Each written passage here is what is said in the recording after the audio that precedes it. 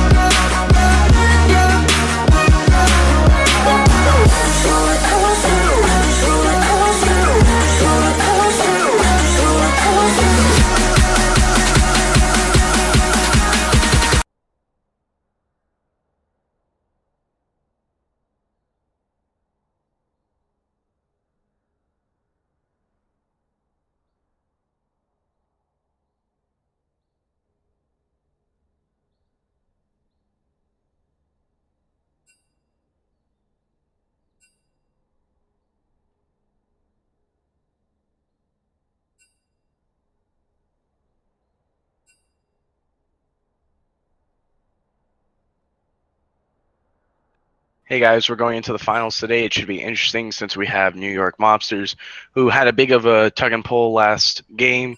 They didn't really know how to end out a game, considering the leads that each team had, with pretty much both inhibitors open, and their Nexus being open eventually too.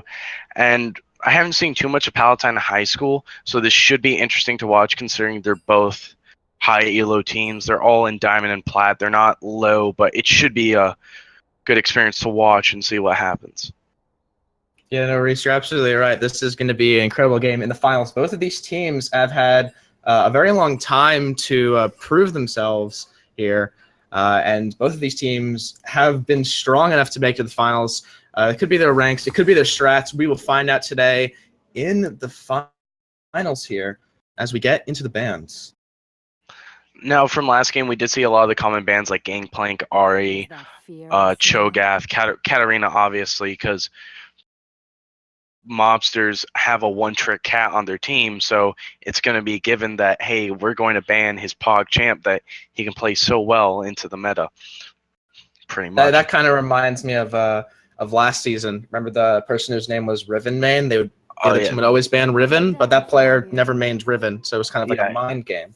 Yeah, he never played Riven at all. I never seen him play Riven in one of our matches, so I don't know. I guess you could ban Maokai because the guy's name is Mid or Weed, because he's a root and he's a tree. But then you have the Quinn ban, which is interesting. I haven't seen many of those personally, and the Janavan too coming out. That's actually pretty good. Pretty good with it, because that shield can be big trouble. Not so much now that Ardent Sensor's been nerfed, but still, it's pretty big. Even with the nerfs from Ardent Sensor, even if you ban Jenna, you can still pull out Taric, which he does healing, he does armor, percentage shielding. He does you'd have to ban every support for Ardent Sensor not to be good. And with the Quinn being banned, because Quinn isn't really an ADC anymore, she's not playing an ADC. She's really picked in mid against Zed, because she'll zone out Zed with her crits on her passive. She'll be pushed out. He can't CS, and if he does try to engage, he'll die. And if I'm correct, I think Zed is pretty strong right now, or at least he wasn't 716. That I remember Zed. I don't know if I can't remember if he got buffed or if items that were essential to his core builds got buffed, but Zed was really strong. I remember.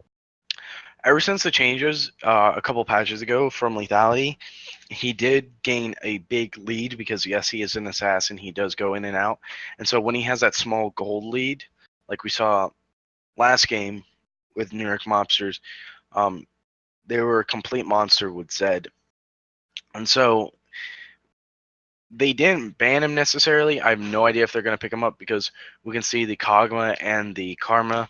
Now, we don't know if the Karma is the support. More than likely, she will be the support, because AP supports are more of the in-meta thing, unless they throw a Scion down bot.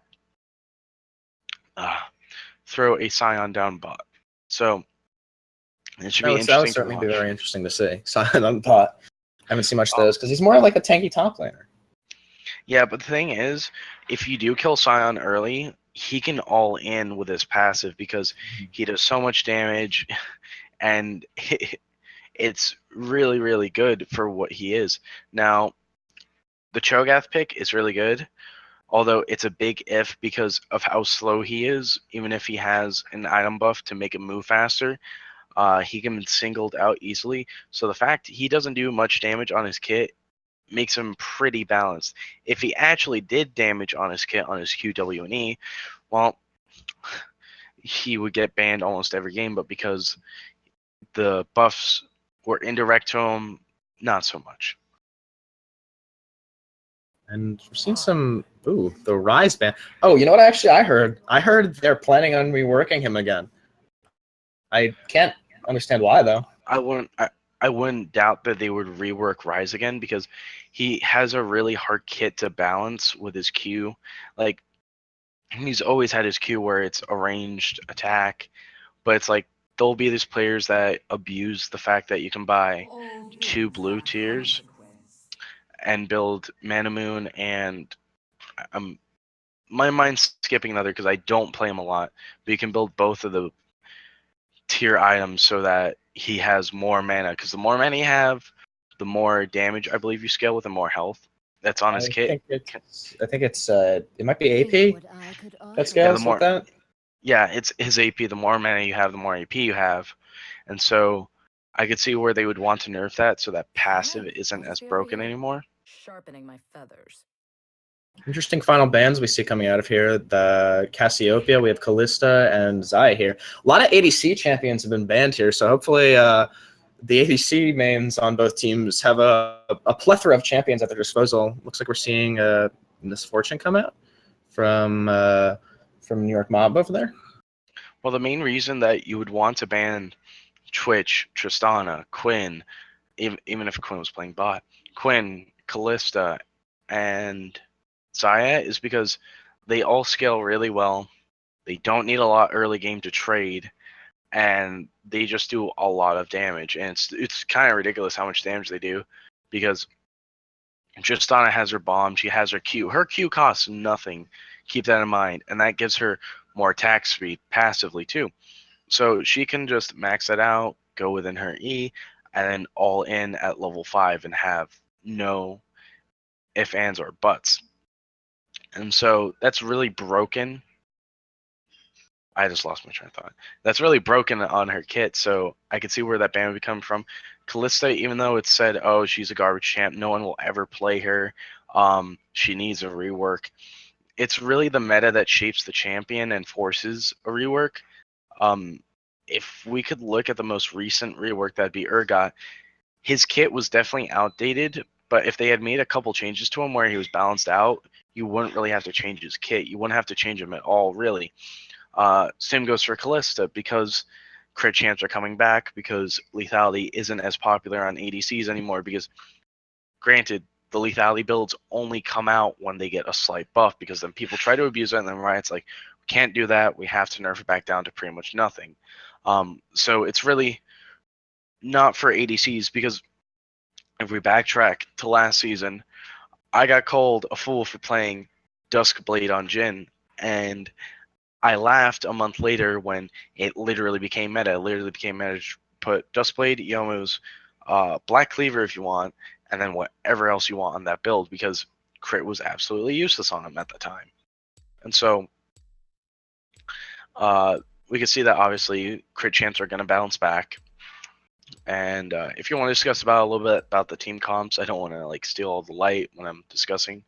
So well, let's see what I can put out here. So it looks like your prediction before was right. Karma absolutely on support, as if evident not from the rest of the team, absolutely evident by that exhaust. Although we do see exhaust taken by a lot of other lanes too, depending on the champion and the opposing player. Gragas, powerful jungler here. I think he's actually one of the better in meta things. I think the Score Esports the other day released an article about how Gragas is very powerful right now. Gnar top lane as well, Kog'Maw ADC, and then that Xerath mid will be. Ooh, that's always hurts. I always hate playing against Xerath. He's always one of my band boys there. Jarvan 4 over there on New York Mob. Interesting play here. I think I've heard he's strong, but at my elo, which is awful, I've never seen him played, and whenever I've played him, I always considered him not a very good champion, but that just might be because I don't have the right play style on him, and I'm sure in the right hands, which Pete's the Cat probably is the right hands, probably going to be a very good player here. Cho'Gath, top it looks like good. I like that. That's a #1 top pick for me, top pick as well. Lulu, interesting support here. Good choice to go with Misfortune, absolutely. And then Twisted Fate mid, always good. Always good that AP scaling there. Plus the ults that lets them teleport to engage, disengage, get to lane, get to team fights, plus the true sight there, which will be very good in this match. Well, it was very key that they picked Twisted Fate, because there are not many mid laners that can out 1v1 Xerath as easy as he can, because with Twisted Fate you're supposed to build pretty much move and speed runes, so you could just weave and bob. And so Xerath's stun has, the longer the ball travels, the more of the stun, it would be the duration. But because with TF, he'll be able just to pretty much just run, just like right in front of him and be like, your stun's gonna last 0.1 second, my dude, and he can go all in. Whereas Xerath, if he just misses everything, because Well, granted, see, but the thing is with that, you're talking about Xerath's stun being longer, right? yeah, Twisted Fate doesn't. He didn't bring cleanse here, but Xerath absolutely was thinking ahead. Robbie Bob was thinking that stun card from Twisted Fate can be pretty difficult to deal with, so he brought cleanse. With Twisted Fate, if he gets stunned by that, he could go down really easily since he didn't bring it. one more thing to add, the Twisted Fate pick was pretty essential with his comp because from levels 4 to 7, Kog'Maw with only attack speed items is pretty garbage. He does no damage. He can't really offer anything because keep in mind he is a scaling champ. He is just like Vayne, that they both need items, and if they don't have items, it's kind of like having a 20mm bullet versus I don't know what you could say is bigger, like a 12 gauge. Which one's gonna win? The 12 gauge is gonna win compared to the 22, and so with Twisted Fate, he's going to be able to gank with his ultimate a lot earlier than other lanes because mid, the wave will always push in farther. I'm sorry for cutting you off. It'll always be pushing farther. So if Kog'Maw is not cautious enough and he pushes almost halfway to that, Twisted Fate can walk down, ult behind him, and gold card, and that'll be an easy kill. And also, if Twisted Fate is good enough, that passive Lotus Dice, giving him 1 to 6 extra golds per kill on a unit, that can do pretty well. Because if he does well against Xerath in lane, just by having the extra kills, he'll be able to buy more items, and by his passive as well, he'll be able to probably get more of his build done quicker than the other champions. Yeah. Most definitely. That's Challenger. Okay. So this should be very interesting to see. All high plat, high diamond, and then you got Kog'Maw, the Challenger team.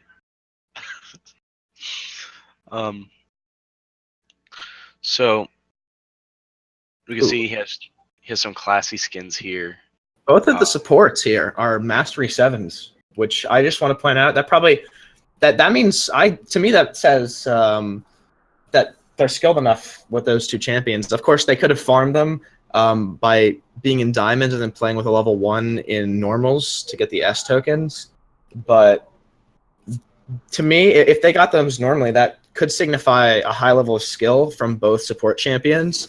And that's always interesting to see. As a support main myself, it's always good to see, because people always look for the good mid lanes or the good top lane fights or the good ADCs or the 1v1 jungles over in the river. But I always like to see support versus support, because the better support will always help their team more, obviously. I think so, because they didn't ban Sona. I think Sona pick would have been better with the Ardent Sensor than. As a Sona 1 trick, I can absolutely agree with that. That would have been a better pick because they would have been able to peel off. But with the Lulu pick, it's pretty essential with MF because of the extra attack speed you get for MF. Because when you do shield her, she gets additional attack speed, much like Jaina, how she works. Get additional attack speed.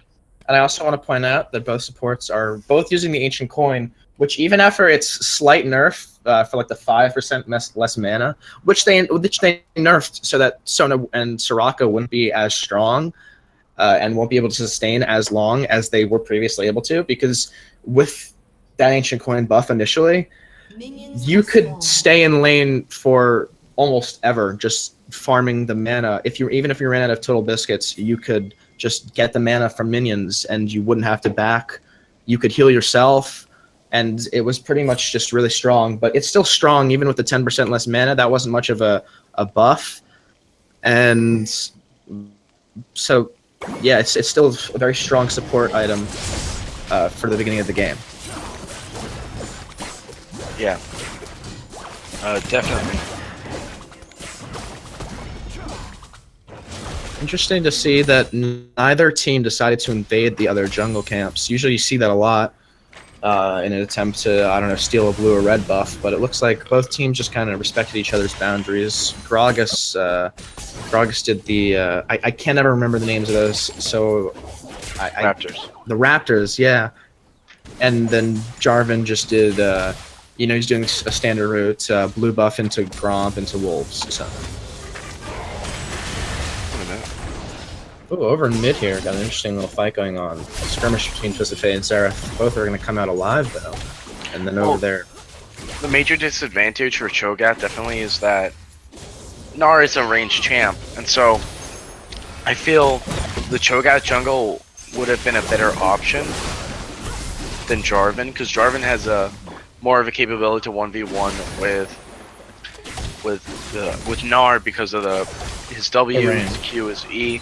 He has a ranged Q. He has his E for the Demacian flag, and then he has his W, which is a shield. So definitely he would have been a better pick for top, but that's fine. Over in mid here again, we're seeing some stuns going out, some roots. Both players coming out of that very low here. Twisted Fate taking a lot more damage here, barely dodging one of Xerath's moves here, and Jarvan up there in red, taking a lot of damage, but he's going to quickly heal from that, so at least doing pretty good so far.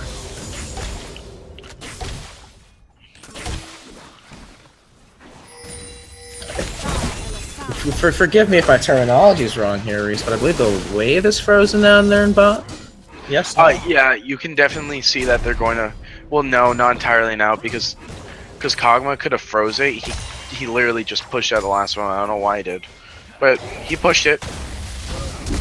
And we are singing the gank mid from Gragas. First blood goes to Xerath here. And well, that's... Twisted Fate is already at a disadvantage here. Definitely, but at this point, TF needs to play a lot more defensive. He can't go beyond the 2 bushes pretty much, because if he does, there's no chance of him ever coming back. Because it's granted, if you give him first blood, you have a 50-50 chance of, coming back into the game or just feeding entirely. There in bot, Kog'Maw taking a lot of damage here, down to half health. But still, both sides are just kind of filling each other out here. Not really much conflict going on here. But at top lane, Gnar has almost pushed Cho'Gath into his tower. Like, the tower is in range to kill the minions, but Cho'Gath is losing line here. Look at that level gap.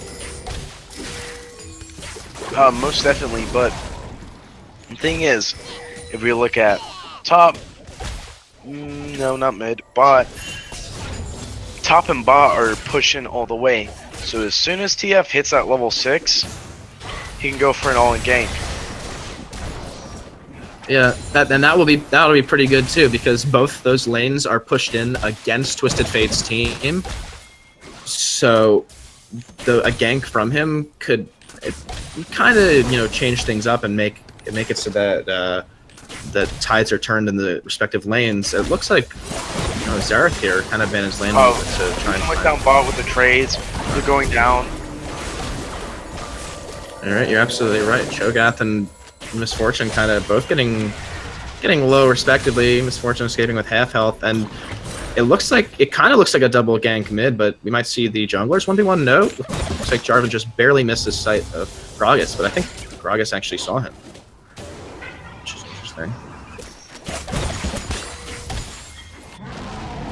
And you were right too. Twisted Fate is playing defensively. He's not even pushing with his wave really, which is smart, because he absolutely does not want to get caught in any of Xerath's moves, because that can mean almost certain death, especially since he's only at about half health.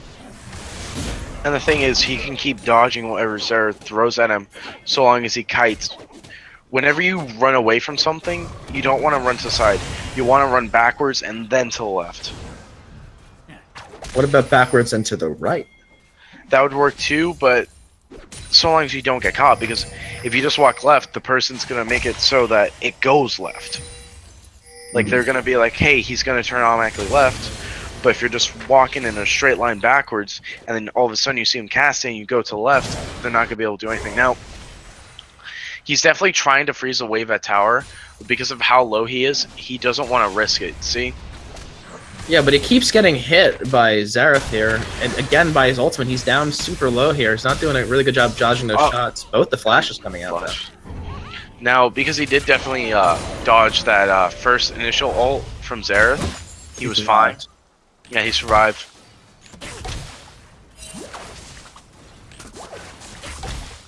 Over there on top, we're seeing Cho'Gath has kind of reclaimed his lane a little bit. The waves are sort of in the middle here, but his tower has taken some damage. Bot lane towers are both intact, and mid lane tower has, on Red's side, has taken a lot as well. Now, Kog'Maw's going to start pushing out lane. Well, he can freeze it here indefinitely if he wants to. But he's going to be aggressive for some reason and go for the CS. I think they're both playing, Karma and Kog'Maw are both playing a little defensively. Since they are both ranged, they don't really need to go that far in. I guess they're just waiting for the wave to kind of get pushed in the tower a little bit so the shots can weaken it. Because like you said, Kog'Maw's not very strong early game. So he might be waiting for the tower to just do some damage to the minions so that he can get the last hit without, just putting himself out there too much and waiting too long to deal all that minion damage and lose CS.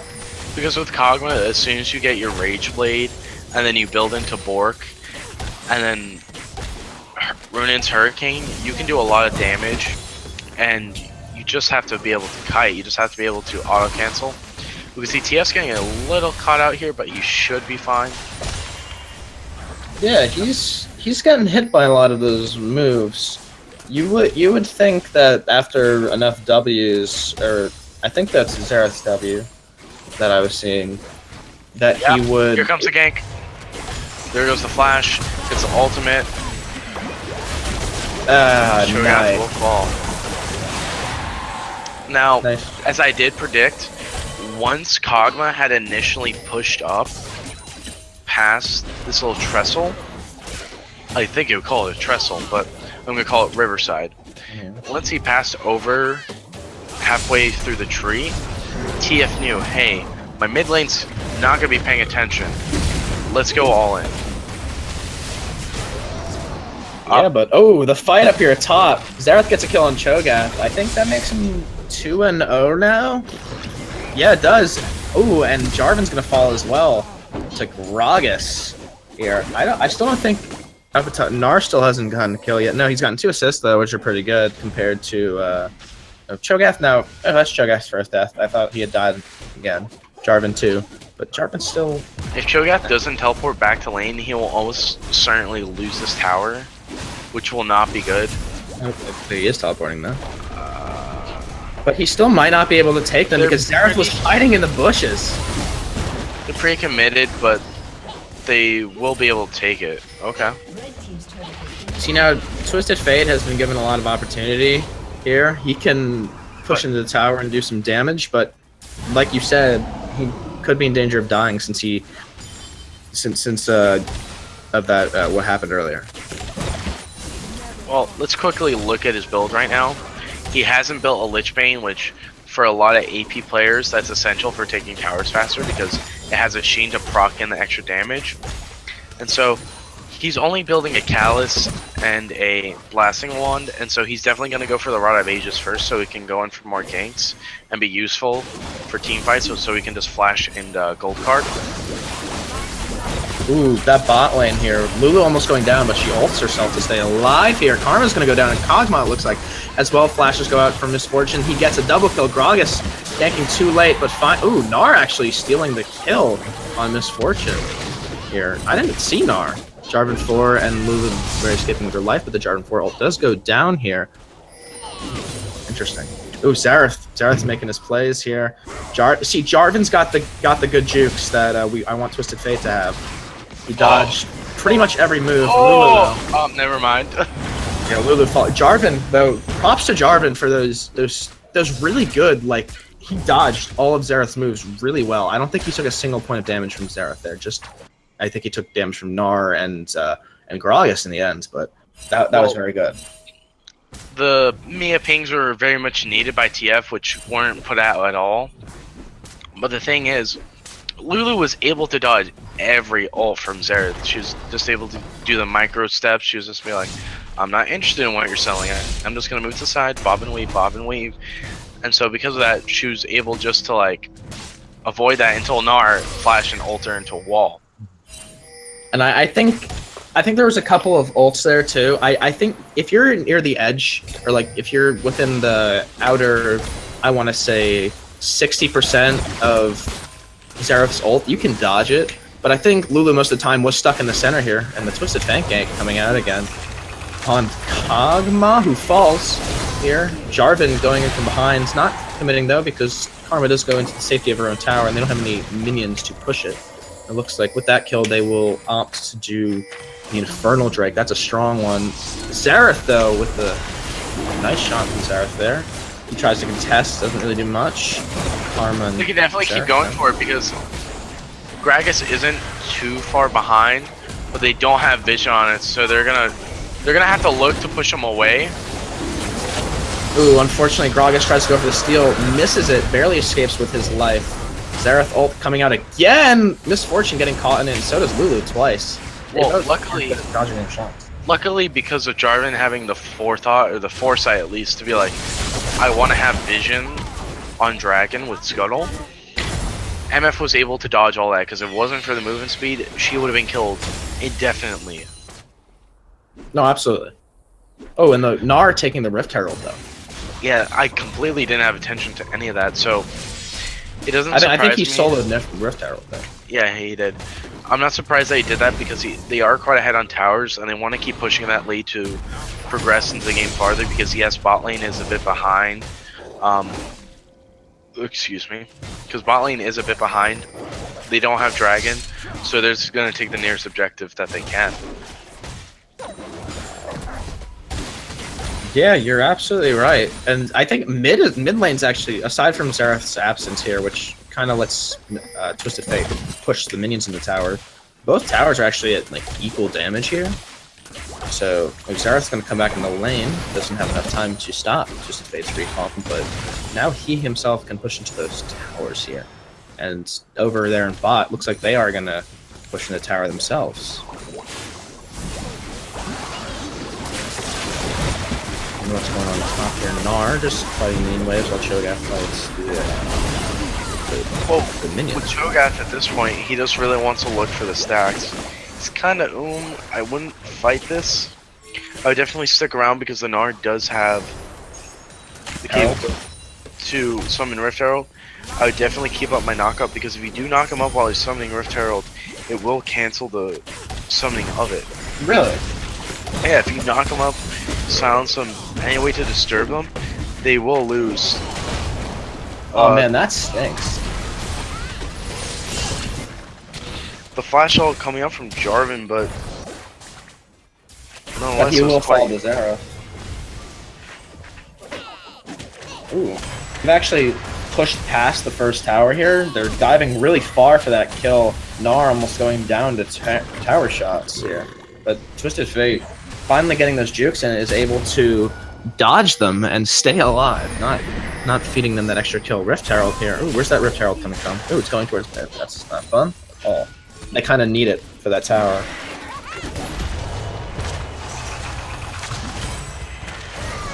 Twisted Fate. Oh.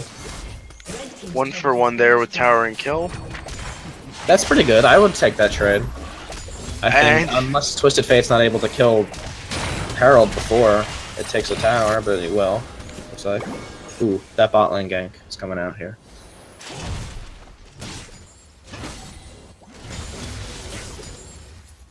It looks like both teams saw that that their respective players were going down towards bot, so neither of them decided to engage, and we didn't have a team fight there. Jarvan and Xerath and Cho'Gath. Uh-oh. Ooh. Xerath hitting some skill shots onto Cho'Gath, who's trying to take out the ward here. What? Xerath's not able to hit any of these shots. Jarvan might fall down. Nope. Wow. Jarvan and Cho'Gath both able to take out a couple of wards with pretty much no opposition. If we look on the map right now, we can see that Dragon's gonna be up fairly soon. Ugh. And that they did get all first tier towers, so they are quite a bit ahead in gold by 2k. Not quite a bit, but they are ahead nonetheless. With kills being pretty even, the team fights here could be pretty decisive, considering that Jarvan isn't as far ahead as Gragas. Gragas is quite a bit ahead by a whole level, and he's been pretty proficient with his CS compared to Jarvan, because Jarvan's at 59, Gragas at 90. Even if it's just minions, he's doing pretty well. Ooh. That team fight up top there. Cho'Gath falling to Gnar, but Jarvan picking up Gragas in return here. Xerath almost taking out Twisted Fate, but it's not going to get him here. So a 2 for 1, really. Yeah. Well, who is it? Gnar. Yeah, no, Gnar escaped. Gragas, I don't think's really. No, Gnar died. Gnar died? Yeah, he died okay. to TF. Oh, yeah, it was a 2 for 1. That's actually a really good trade too, because Cho'Gath's not worth any gold, but Gnar might have. I'm not sure if Gnar had enough kills to have a bounty on him, but he might have. With only is 2 kills enough for a bounty? Or like a small one? No, not necessarily. It's really small because, again, there still is a gold deficit from New York mobsters. They could be ahead if they had another kill or 2, but at this point it's pretty even. But deficit, oh no, I guess, I don't know how that deficit increased. It's now only like, it's now only 0.9 or so. Yeah, behind. it's a point. Now it's 1.8, 1.8. Yeah, 1,800. Before it was, or at least when we started talking saying the sentence, it was about it was like 0.3 or something. Red team had really closed that gap with that kill on Gnar, I think. Twisted Fate trying to outrun 2 players here, gets destroyed by Xerath's ult, but finally taken down by Gragas here. And the teleport's coming up bot. Bit of a fuzzy position. Looks like Jarvan finally goes down to Kog'Maw. Gragas ganking from behind here. Misfortune and Lulu both low. Xerath steals the kill on some Misfortune here. Lulu's still low, trying to keep alive Cho'Gath, but Gragas picks up the kill. Last alive, Lulu will run away with her life, and the bot tower looks like it probably most likely will fall, and blue team as well will get the dragon too. Is that another Infernal Drake? Ouch. That hurts. So at this point, Baron is already up. And so they're going to look for it because they know that red team, New York Mobsters, cannot go after it all. They know for a fact, hey, we have a definite gold lead, we have a definite kill lead, we have a definite ability lead. So if they fight us, they will lose. And that is true. But if the Cho'Gath is smart about it and plays around right and waits for them to get the Baron down, he can ult and take it. So they have to be a bit careful about that if they do try and go for it now. But I highly doubt they will. It looks like they might just try and run it down mid. Here we're seeing 4 players go mid, jungle, bot, and and Xerath. It looks like they might run it down mid again. We might see a team fight, or maybe they're just setting it up here so that they can go to Baron. Because it looks like they kind of are. They're white. Or maybe they're just trying to clear out a jungle.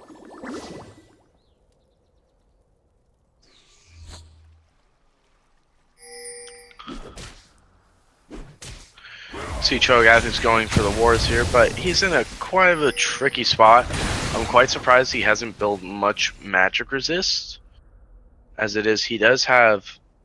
No, he doesn't have any. I'm quite wrong. He does not have any. Well, I mean, what does Gragas scale with? Does Gragas do more? I know he's a tank, but is he more like AP oriented or like AD? AP. He's definitely. The reason why he fell out of favor in the past season was because he was an AP jungler, and AP junglers tend to have a slower clear compared to AD.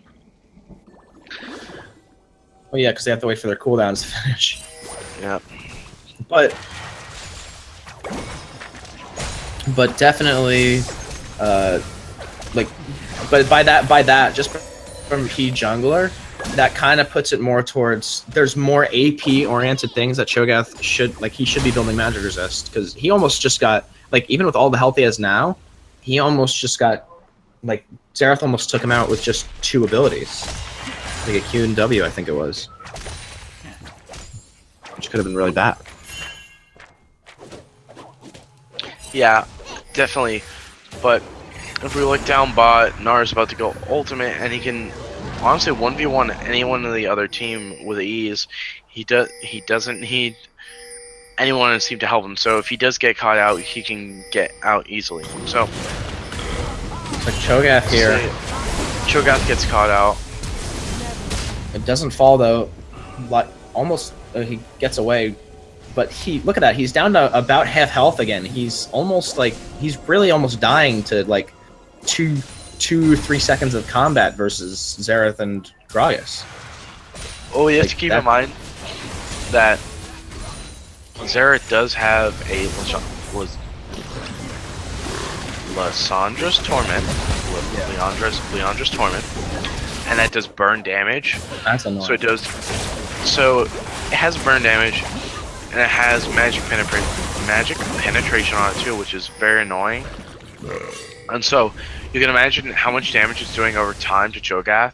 Right now, it's technically dealing true damage because he has he does have magic resist, but it's almost doing true damage to him. Yeah. That's what I'm saying. And Xerath is probably late game, especially now. What is he? Xerath is 5-0 and with 5 assists. So he's extremely strong right now. So he's very far ahead. So I think in a situation like this, you would want more magic resist, because essentially he can distract while the rest of his team is distracting. He could just charge a Q or a W. I have no idea which of his abilities are which, and just destroy them all really quickly and end the team fight. Speaking of team fights here, down at bot tower. Gnar doesn't really care because he's able to just sustain under tower with his tankiness. He does get gold card, and he's getting quite low for what he is. But he should be fine. Ooh, the flash should come out. Silence. And now Cho'Gath's trying to follow up. He does get the kill on Karma. You can see that they're moving on to the Gragas. They have to be careful. But they want to take out Xerath, which is very smart here, because that gold's reward was huge. That was 390 gold for Jarvan, who got the kill, and then 190 for Twisted Fate or something like that. That was very surprising how that went. If Gnar hadn't gone so low from taking that tower, they definitely could have won the fight with his flash and his ultimate. But because he did tank the tower, he ran out of his ultimate form. That made them lose the team fight. They had no engage. They did have Gragas, but they had nothing else. Keep in mind, Kog'Maw is still incredibly behind compared to MF. And so now they're just going to keep pushing down the lanes. They're going to try and make up for the gold deficit. They're going to come back, and if they can keep doing that, where they have the Gnar zoned out from his team, where he's trying to push ahead, they can win. Well, there goes Kog'Maw's Rage Blade finally coming out here. So, and he already has Bork too. So maybe we'll see some better play here from Kog'Maw here. Ooh. Yeah. Oh, looks like what are they doing here? What is going on? Looks like they're just trying to destroy wards over by Baron here. At this point, it wouldn't be too wise, but they can't go for the team fight because everybody is distracted.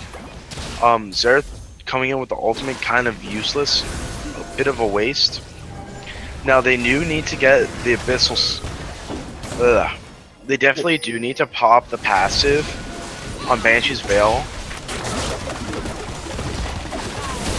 Lulu's got Ardent Sensor, and I want to point out that she shielded Cho'Gath, and it blocked something like 1.5 of Xerath's ult shots. So that's a testament to how strong that it really is.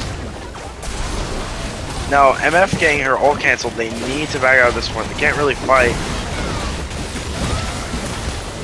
Jarvan's gonna fall. Not Jarvan, I'm sorry. TF is gonna fall down to Kog'Maw because of the Rage Blade. Yeah, you see that Rage Blade really does numbers here. And are they gonna take Baron here? It looks like they are. Some of them are getting pretty low here. Cho'Gath and Jarvan kind of want to contest, but I think they're both gonna get taken out. And the Baron's gonna get taken as well. Oof. There goes Cho'Gath. Well, at this point, there's really no point in taking Baron because only 3 members of the team, no, 4, I'm sorry, have it. Because remember, Cho'Gath and Jarvan, though, even if they had like stolen the Baron, like they wouldn't have got the other team wouldn't have gotten it. Absolutely, so that's like major for them. But they would have immediately lost it since they were so low. I don't know why Lulu got caught out. Okay. But looking here, we can see that. Looking here, seeing that I'm losing my train of thought because Nara doesn't have Baron buff. He can't really split push that well. He's gonna be behind his team, so he's gonna have to stick with him to really push down anything at this point. And oh wow, that gold lead from Palatine is actually that's huge right there. I think that's like a 7 point. Okay, now it's like I can define it more. That's like a 8K gold lead, but that's like 2 Rabadon's death caps and like more items. That's a lot of items that they have.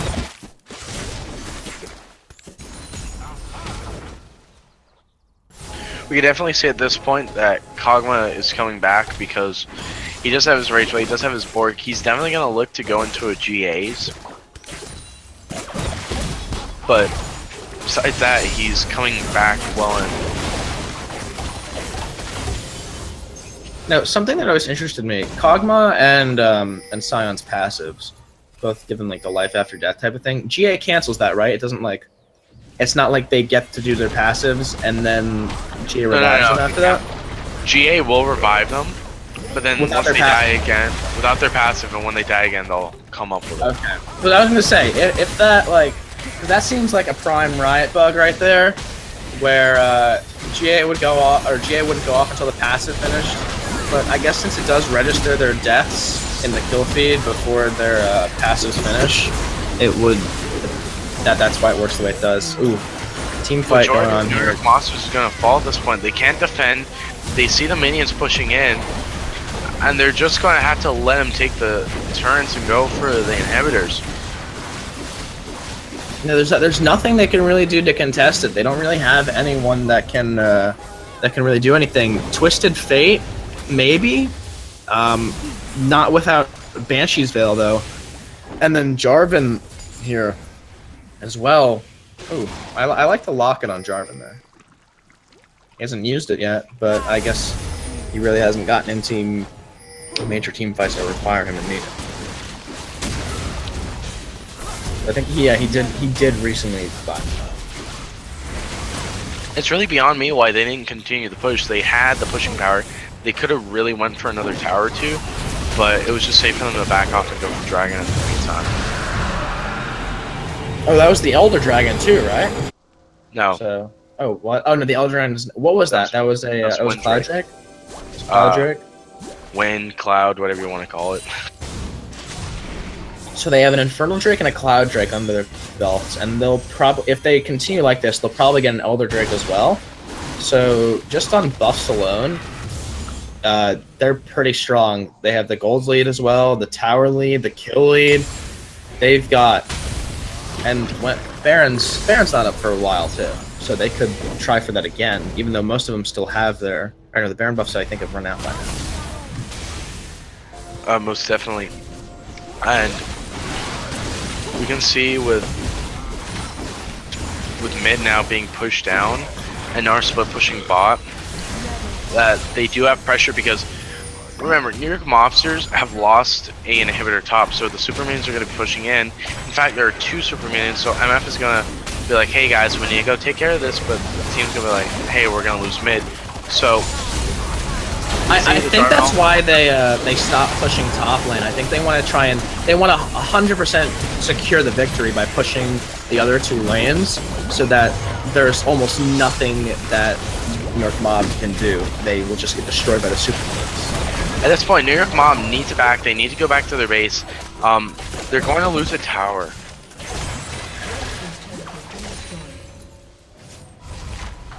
Nar's gonna be looking for the end. Oh yeah, he got really far there. He stopped pushing bot for a second to go assist the top lane minions here, who are now taking almost like the second Nexus turret's almost halfway down. Oh, but Misfortune, Lulu, and Twisted Fate are themselves pushing, which kind of puts them on even legs in the one lane there now, because they have their own super minions, and Palatine hasn't like had super minions in mid lane yet, or that mid turret is still intact too. So the super minions could do a lot of help there. Gnar is able to 1v1 Misfortune there, no surprise, because Gnar is pretty far ahead right now.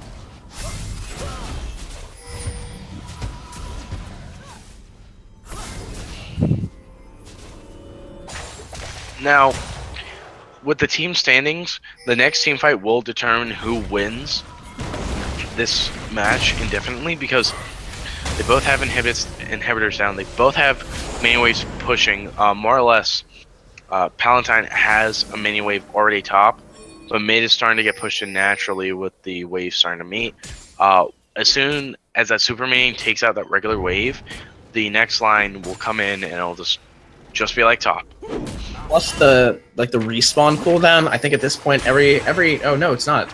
Wow, I actually thought we were a lot farther in the game, that every champion was 18. Some of them have shorter cooldowns, like Karma and Lulu, but like the big hitters on both teams, Xerath, Twisted Fate, Jarvan, Gnar, those guys have significantly longer cooldowns. So you're absolutely right. The next team fight will probably decide the game, because in their deaths, the other team will be able to push the lanes much more aggressively without fear.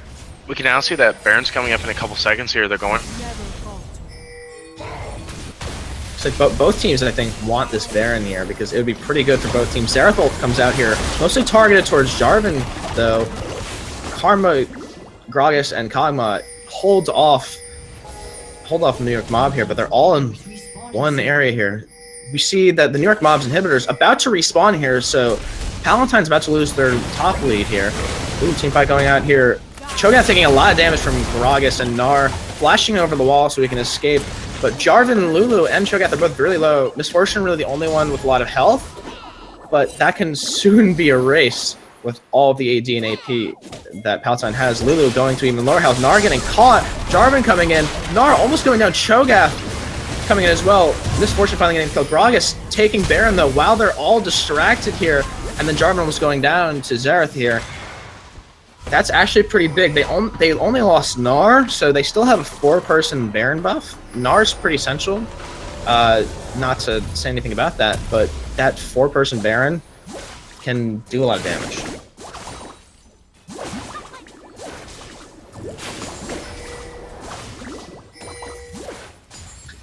And over there, Palatine's mid inhibitor is a little more than halfway respawn, so there's still some time there.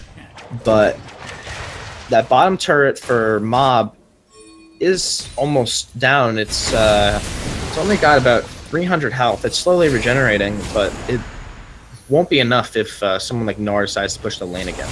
Over here near Dragon, it looks like they're getting ready to take him down. The Elder Drake is up in 25 seconds here, and so they really want that extra buff here, but they need to be careful not to lose the Barons and their empowered recall, plus that minion enhancements will be very essential for the wave. Jarvan getting stunned here, getting pretty low.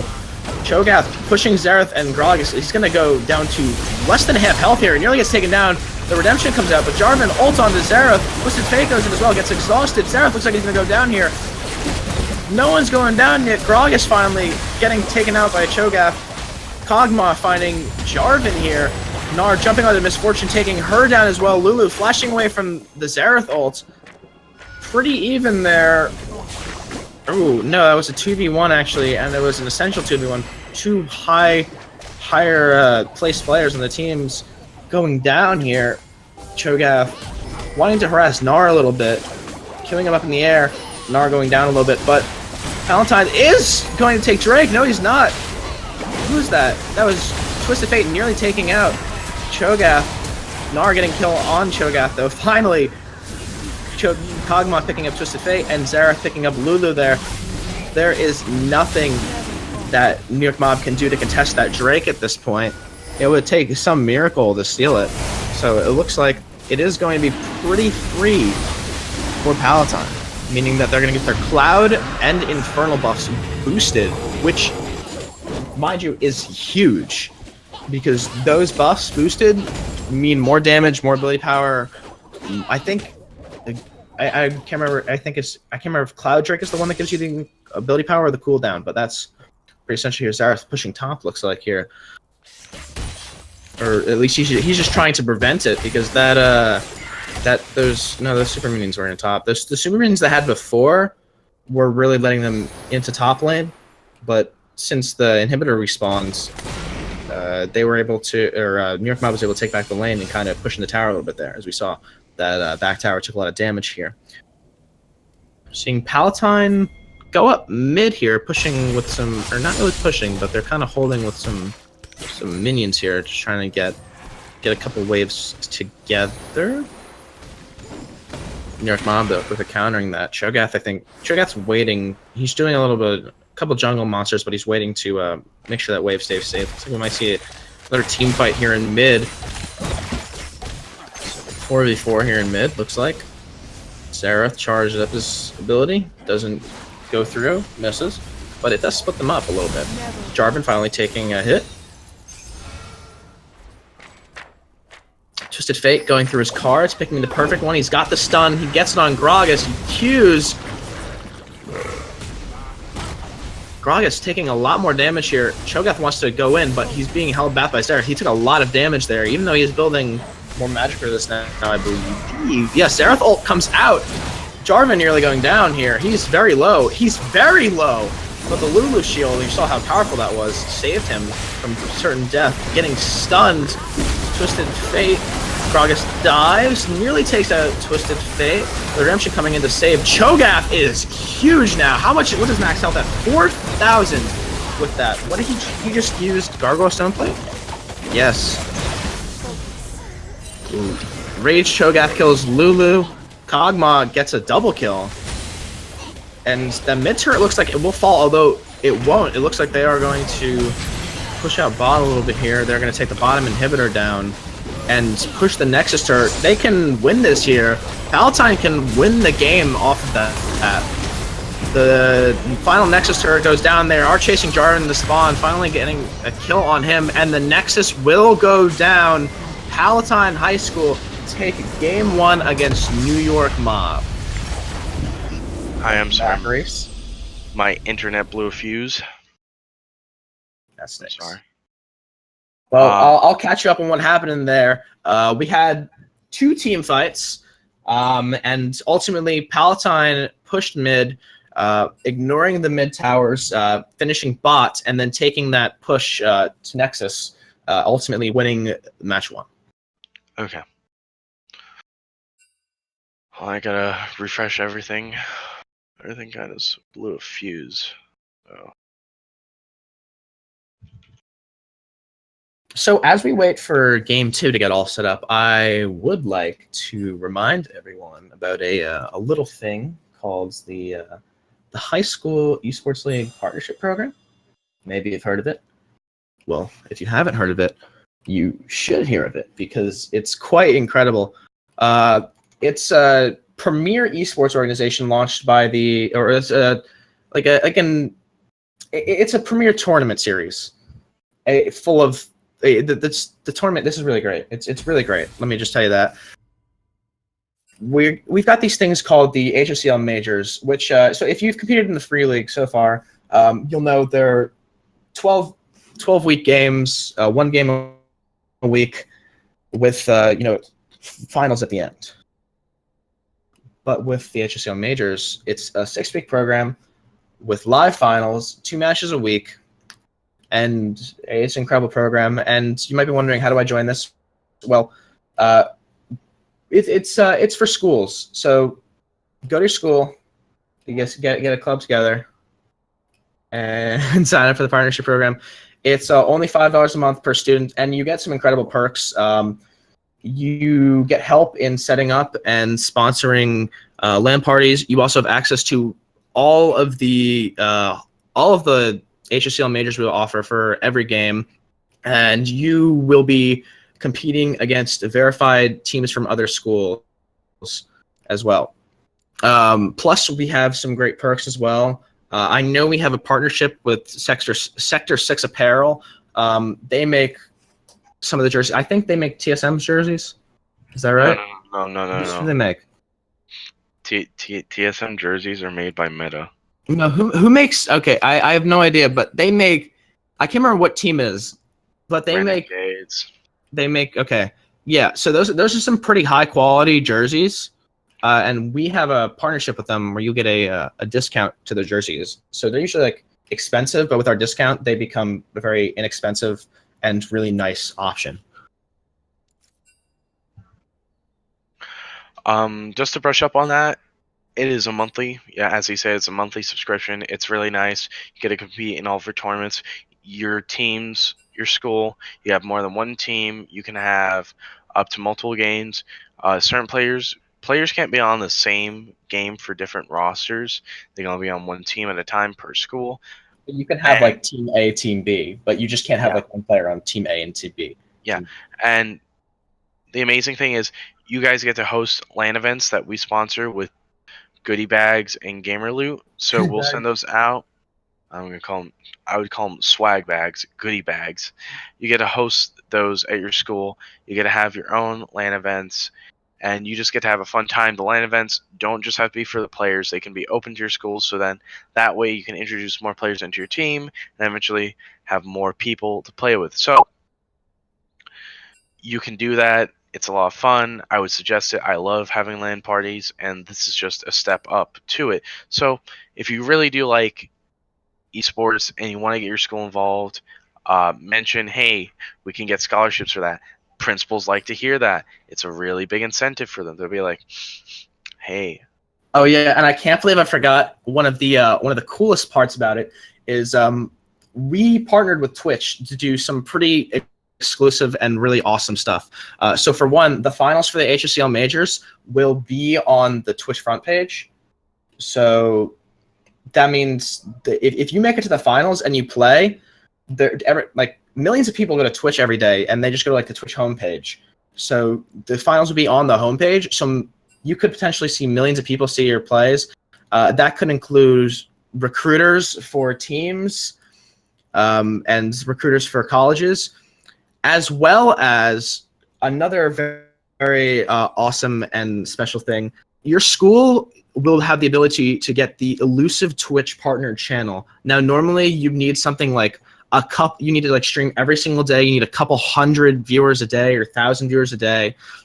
But with this option, you will pretty much instantly get a Twitch partner channel, which means you'll be allowed to accept subscribers to your channel, which means you'll be able to make revenue for your school to help finance the club or get equipment. And one very awesome thing about that is with Twitch Prime, each month you get a free sub. So parents who are just parents of the school could use the Twitch Prime sub to fund the school's club. So anyway, we're going to get into game 2 real quick.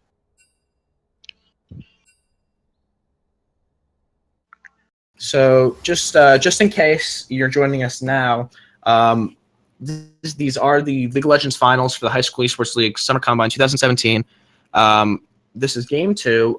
In game 1, we saw Palatine High School take the game after some incredible pushes and some blowback from New York Mob. They put up a fight here, in that game, and I expect to see another good fight in this match as well. Is that fear I smell? The Janna ban coming out here, as well as the Katarina ban too. They're just guaranteeing that Katarina doesn't get played again, and looks like here New York Mob doesn't want Xerath played again either, so they are going to take their ban on him here. Now we can see the center bands coming out again. New York Monsters definitely don't want to deal with Xerath, as he was a big threat last game, including Janna. Janna is still a big threat, considering of how well Ardent Sensor still works on her. I've used her in the past to abuse her for freelo. She's really good still. She can easily be abused. Tark is another ban that he's either should be a player ban, considering how his passive works, that every time he strikes an opponent after using an ability, he's able to get a cooldown reduction that is massive mid-game, and so he's just able to spam those with Ardent Sensor, pretty much healing everyone in his team, everyone in his proximity during team fights, and he's able to engage early, so it's really good, and I don't see why these guys aren't playing him. I have no idea why they don't play Tark at all. Tark is an excellent pick. He should be played. Come on, guys. Hello. But that's my opinion. Yeah, I think I actually really like. Well, I don't like. I just haven't gotten used to playing him. I hate playing against them, but watching him, I really like watching Tark because he's actually really strong. I think I've seen him play it a lot top lane, but he can also be played really well as a support because I think that's his like actual role, right? It's support, because he's got a lot of like support oriented features. Like he can cast off of a teammate, which is important in like lane. He's also got the shield and then the ultimate, which he can also cast off of a teammate, which makes him invulnerable. So it's like a Kale ult, but for more people. That went through my head, but okay, I'm just gonna go. Tarek's a good TLDR. Tarek's a good support, and Kale ults, but for more people. Right. I'm sorry. Coming in with that Twitch jungle, I see, and that's just on not being banned. Interesting. I think I know someone who tried Twitch jungle once, didn't work out for him very well. Got destroyed. The reason why Twitch jungle is actually decently good is because he's able to cheese with the red buff doing double true damage after he comes out of stealth.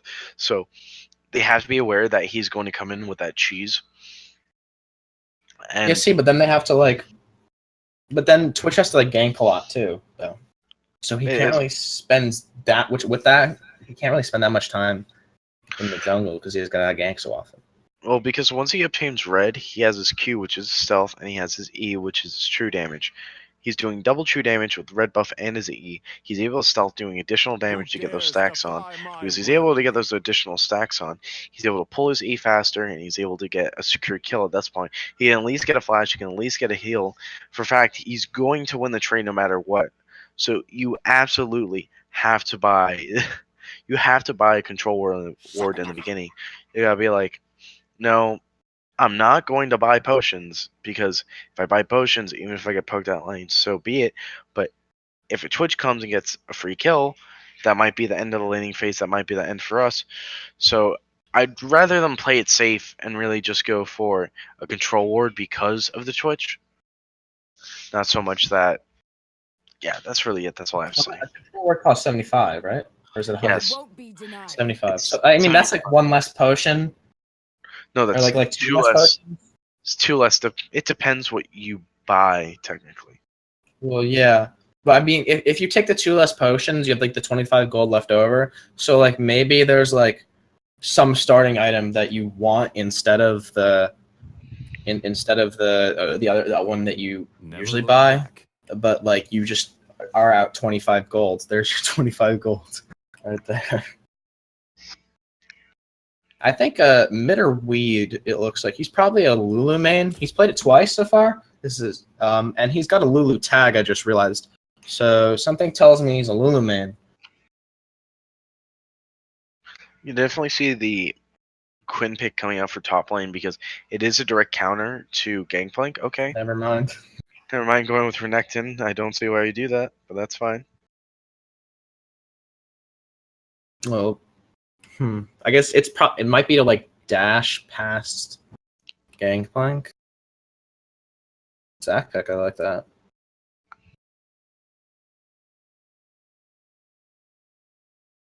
So far it looks like Lulu and Gragas have been our staples here. Talia. Okay, so it's been like Talia got released long before I started like constantly playing League. Did they buff her after initial release like decently amount or Talia. Talia? Talia. Yeah, she did she got quite a nerf actually to one of her cooldowns. So she's still okay, but she's actually still really good compared to other mid laners. We have seen the Talia pick come out like last game Talia. when New York Mobsters played in the last match. They did do pretty well with it. They were able to push down in one lane with it, so it should be interesting to see because Cassidy, you're better off playing Lucian into Cassidy because Cassidy can't really counteract that because of the burst damage from Lucian. So that's why Lucian has been he's been pretty much the cure-all remedy for mid. And so this should be a bit interesting considering they're both hyper carries in their own sense from how much damage they can output. And they got top lane being Gangplank and Renekton. Renekton has an early engage, but late game he's just going to get shredded by Gangplank because of the autos and crits. I don't see why he picked that. Quinn would have been a better option because of her ranged autos and the fact that she can just bounce off of him with her crits. Again, he was probably thinking, I'm going to get shredded by Gangplank anyway, so might as well play Renekton into it, so that's fine. We can look at the supports. Tristana is pretty key with Braum.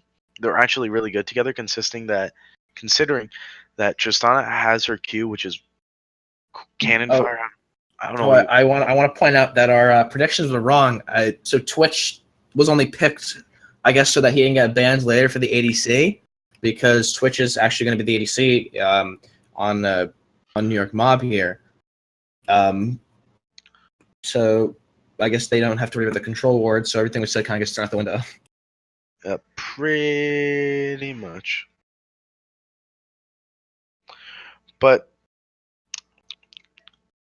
what I can say is that the Zach pick into the Gragas pick is kind of smart because, again, we're going to be looking for team fights here. Zach's going to be able to pull him into him. Gangplank's going to be able to ult and use his cannons, which is going to be able to ult. So there's a big advantage from New York Mobsters compared to Palatine. But again, Palatine did surprise us with how they played. So let's just see how it is. Yeah, see, but even so, like New York Mob lost the game early with that early gank from Gragas, which got Xerath the kill on Twisted Fate. But then they were having trouble bot lane with Kog'Maw, who didn't really get good till late game, as we saw. And plus, the Lulu is pretty good. Like, the Lulu was just a good player. Like, she played really well. So, Palatine, I think, didn't win that game by much. I think what really pushed it over were the team fights, absolutely, plus the buffs that they had. Like, you got to keep in mind, they had an Infernal Drake, a Cloud Drake. They had Baron they got the Baron twice, and they had the Elder Drake to buff those Drake buffs. So I think a lot of what tipped that game over were all the extra buffs that Palatine got. So we might not see, like, we could see the complete opposite this game.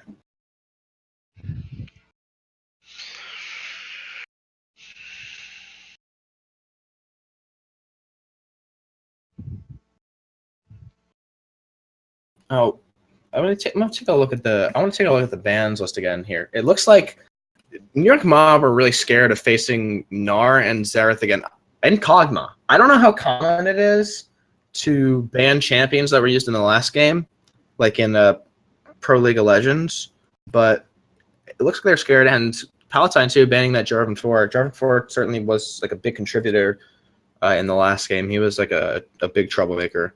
But New York Mob as well. Also, I think that they banned Janna twice in a row, so they really don't want to deal with Janna. That might just be like Lulu's pick though. Like Lulu might be saying, "Listen, I really just don't want to deal with this support champion. Like I can deal with all the other ones." So I'm wondering why they're so adamant on banning Janna. Do you have any input on that, Reese? I do have an input. The main reason why, it's not so much that Ardent Sensor is a big buff with her kit. It's the fact that her ultimate. Okay, I'm going to say this. Don't chew me alive, Twitch chat. But she has a pretty dull kit for what she is. She doesn't take a high skill cap, and so because of, I mean, you're not wrong. I'm not wrong. I can't say brain dead. So she has a pretty dull kit. It's pretty basic. Her Q is a knock-up. That's very good for team fights. Her W is a slow, and they pause the game. Interesting. Top has a DC disconnect, and then her E is a slow, and then top of that, her ultimate is a knockback, much like Zin's ult, except she'll heal in a radius. So what you can do to isolate other enemy champs is that you can flash ult and I'll push, say, the 80 carry towards the enemy team, and they'll just be able to engulf them. And so that'll be really the reason why you'd want to ban her.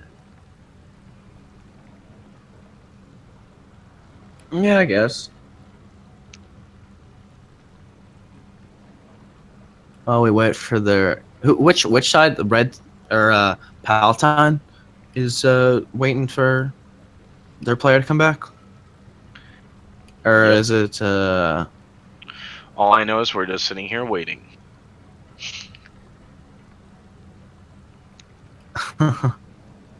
Look at they're making jokes here that Twitch forgot to bring Smite since he was picked earlier. I don't think they realized they switched with Zach. I don't think they realized that, it looks like. So we're getting into the game here. Looks like Zach's going to be heading towards his red buff, and so is Gragas is going to start on the Raptors again. I think, I guess that's a common Gragas route, right? To do Raptors first? I beg your pardon? It's a common Gragas route to do Raptors first. Yeah, it's pretty common right now because of the amount of XP you can get from Raptors. It's also pretty common because they know that this is a higher elo team, that they're more than likely going to go for Raptors first, that they can just sit in bush here, and that they could push up and take the Raptors from them as they're going in for it. So it's up in the air right now, as it is, so we're just gonna have to wait.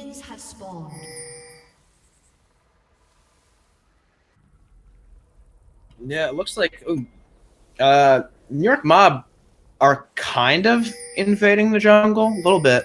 Their Talia and Gangplank are set up not in their respective lanes ish. They're kind of just they're in the river a little bit. And Zach as well is offering to do the Raptors first, which I think is probably a common Zach thing too, right? Yeah.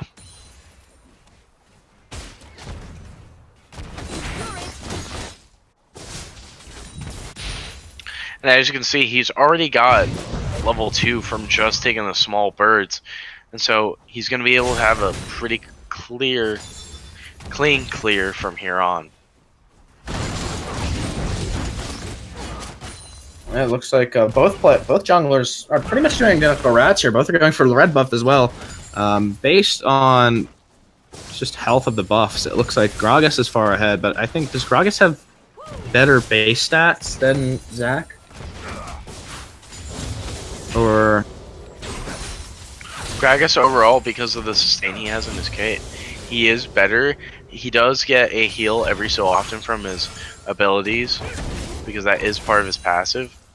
Not so much on Zach, because every time Zach uses an ability, he does use health, and you can see that the chunks do fall. He can pick them up, but they're at a fraction.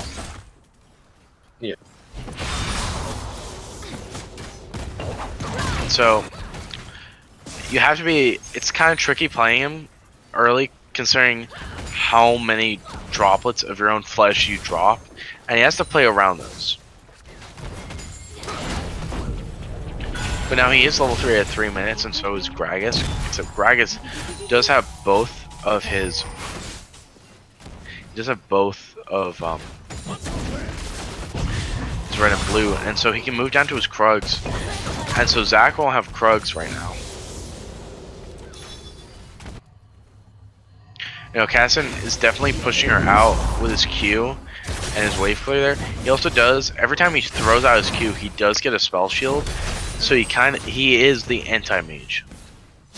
Oh, absolutely. He's super annoying, and he does a pretty significant amount of damage already. I think Talia lost, I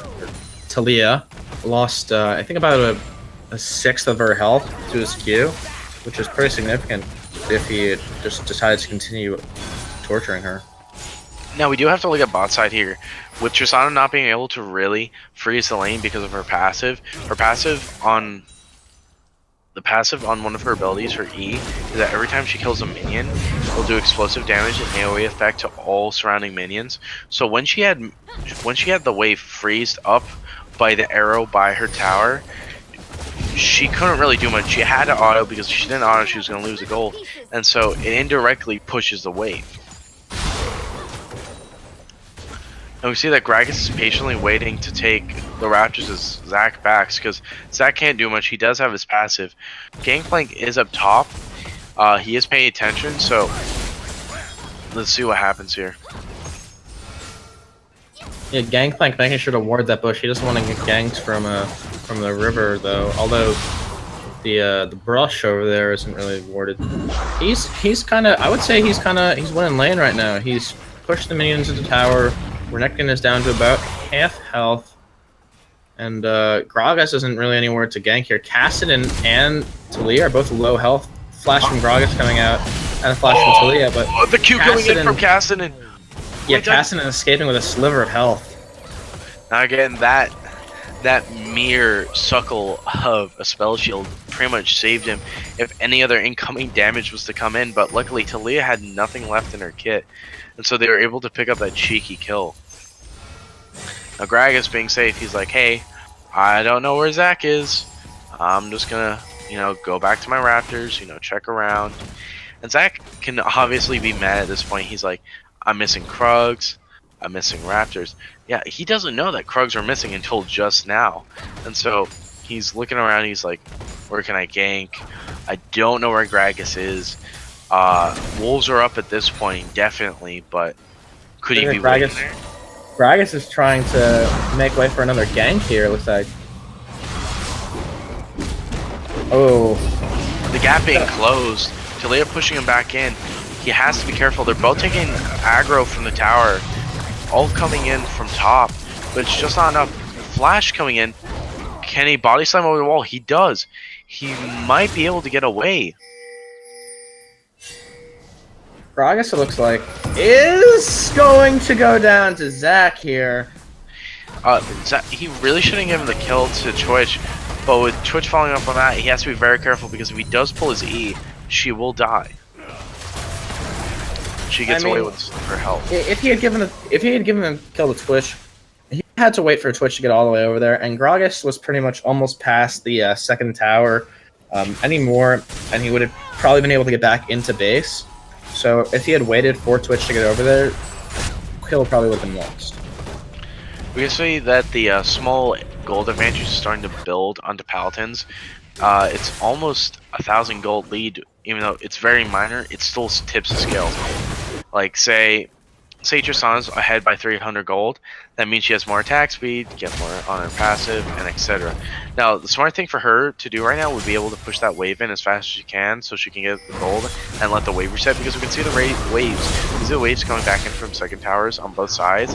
So now that wave's going to go in, they're going to die. Twitch is going to pretty much get denied all CS. And Greg is going to get the kill onto Gangplank, surprisingly. Is really on point with these ganks here. He even burned Gangplank's flash too in that, so he's doing really well with these ganks so far. I think he he had 2 successful ones, one almost successful, but Zach saved Talia in the third one. So he's doing pretty well right now. I think it's safe to say that they've got a good Gragas jungler on their team. Now, whenever you're playing and you're behind on CS, you have to look at the CS and count it from what you've actually had. If you look at the CS lead that Cassin has, it's about almost 20 gold, and 20 gold is about 1 kill. So he is initially 3 kills ahead of Talia, and so Talia has to be very fearful of what he can do, because see, he had his spell shield up, she threw that up. Well, not really a spell shield, more of like, you know, a reduction of what damage she would have done. And Zach backs off because he's like, I know you don't have any damage. I know you can't do this. Let's not engage. Let me go farm, etc. Now, Gragas isn't aware that there was a ward in the bush he was previously in. Zach does know he is there. He's just sitting there waiting. And so Talia's probably going to try and bait him out. But with that ultimate, he's going to be fine. He's going to be able to ult away. He's going to be able to get his... No? Q? Okay. I don't know. Zach might have... I'm not sure. Like, I don't know about Caston's like escape options. So I don't know if it would have been smart for Zach to like R Cassidon back into tower range so that Talia could have like taken him out, but Gragas was still there, so this probably was the better choice to not do that, honestly.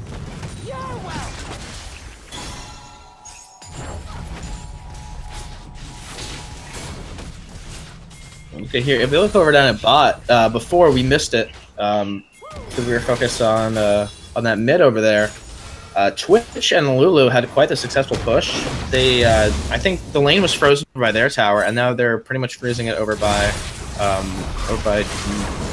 Palatine's tower. So yeah, they're doing pretty well. They did pretty well there. Ooh, it looks like Gragas is going to fight with Zach here again. They were going to gank. It looks like Cassidon and Gragas were going to gank. They're definitely going to gank at this point because Renekton does have the ultimate. He's going to get away only with a slither of health, not being able to do much. They're going to move on to Zach, and Zach is going to fall to Cassidon. Now, what we also have to keep in mind is that every time Cassidon uses his ultimate, it becomes a more heavier stack. Like, each time he does use his ultimate, he does damage. Talia coming in with her ultimate. Not going to be able to do much here. Looking for that kill. This could be a triple for her. Oh, no. Triple kill from Talia. Very impressive here. And that is probably the worst play I have seen this whole split. That was... I mean, the worst, like, throw. Like, jeez. They got too greedy in that, and now that Talia is going to be able to bounce back with the gold lead, it's going to be a bit devastating. Now that Cassin can't keep a full control onto her, he's going to have to roam down bot because he knows, hey, Twitch is still pretty low. Well, but also Twitch and Lulu had another successful push. We missed while Talia while Talia was fighting over there. Twitch is gonna pick up Brown but get taken down by Cassidon now. Cassidon, does that make him 3-1 now? 4-1 actually. Wow. Oh, I'm sorry for laughing there, but the Tristana didn't need to push away the Twitch, because if she didn't push away the Twitch, Braum would have lived. Because Braum got Twitch right at his front doorstep and he died because he needed one auto to die. Now, going back to Cassidon, I was talking about, I know I'm focusing a little bit too much on how great he is, but the thing is about Cassidon, every time he uses his ultimate, it does stack up. It gives him more damage, but it uses a significant amount of mana. It can use up to 1,000 mana, but deal a lot of damage. So there are trade-offs for it, and the fact he does have blue buff is really good. And every time he does cast a spell, he does get health back from Catalyst.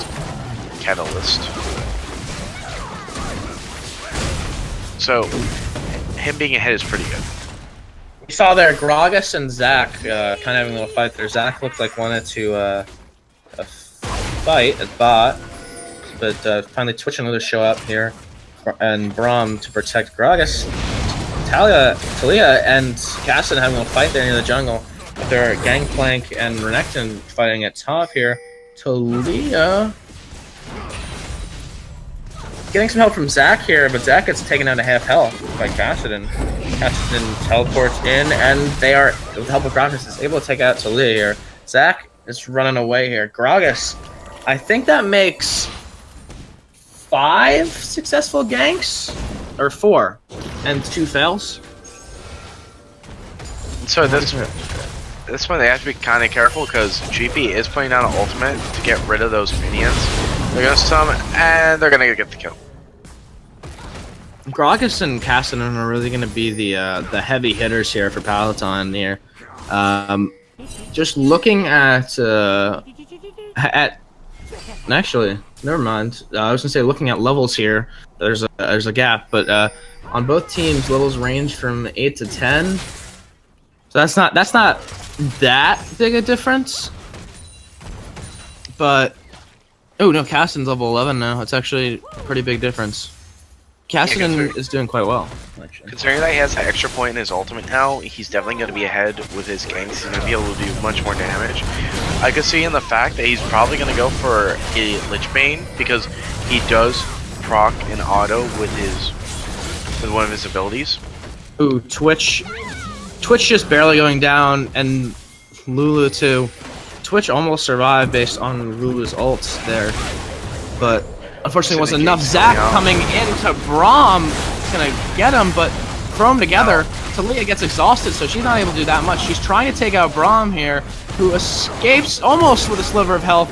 Tristana very low here. Renekton at half health, but Talia is gonna go down to Renekton. Renekton getting the double kill. And Cassidy coming in for the late gank, but that late gank is going to allow them to probably take that first turret as Twitch tries to get back to land. The fact that Tristana was able to get out there with a slither of health, not even barely grasping on, she didn't even have heal. It was surprising how well she was able to hold on. We get a fail flash coming out from Gragas. Gragas is trying to go on. He's probably going to fall. He's going to ultimate onto the Gangplank to push him away. He knows for a fact Gangplank does not have his ultimate yet, and he needs to back out at this point. He's getting a bit greedy. He's waiting up for his E. He doesn't have flash, so I don't know why he would stay. I might just be trying to scare him to push him back in the tower. Almost goes down there. Oh, but we have to keep in mind that Gangplank does have that orange. And his ult. Now. And because of the lead, I'm going to go transition back to bot. Because Tristana does have that lead now compared to Twitch. She's going to be able to stay relevant in team fights. She's going to be able to keep her head above the water. And she's going to be really effective overall. We're seeing players converge around the... I think that's a Cloud Drake here. Kind of. Nope, not really. It looks like Zach is getting help from Lulu and Talia, while Twitch holds down at bot. But I think they are certainly starting to converge back towards mid. Cassidon's on his way back. Renekton's still at top, and Gangplank going back up to top to fight him. Ooh. Maybe we have a confrontation at mid. Looks like Talia tries to engage. Doesn't exactly get it. We can definitely see the fight coming out from Braum because Braum does have ultimate. Lulu does have ultimate too, and so does Talia. Talia can really just cut him off. And we can see the Gangplank ult from behind and do a lot of damage. We can also see the Twitch would be able to run behind and use an ultimate. And so because of the Talia wall cutoff, it'd be really effective against them. But they also have to look out for the Cassidy with his silence and the amount of pressure he holds in lane. And so they really have to be careful of the Cassidy. They fear him. They also fear the Gragas because those are the two main carries right now. Like, sure, Tristana does do a fair amount of damage, but she's not the engager. She does have the disengage with her ultimate to push away the enemies. She does have a little package she can send with them. So teamfight could go either way. If the Talia walls off correctly, they can win. But if she does miss it and the Twitch isn't there to deal out the damage, they can lose. Now we can see that Twitch is coming back with the attack speed from Lulu, the attack speed from his stealth, and just the pure annoyance he causes in lane. We've kind of got a little lane switch here. The bot lane's making their home at mid. And we saw Talia and Cassidy at bot.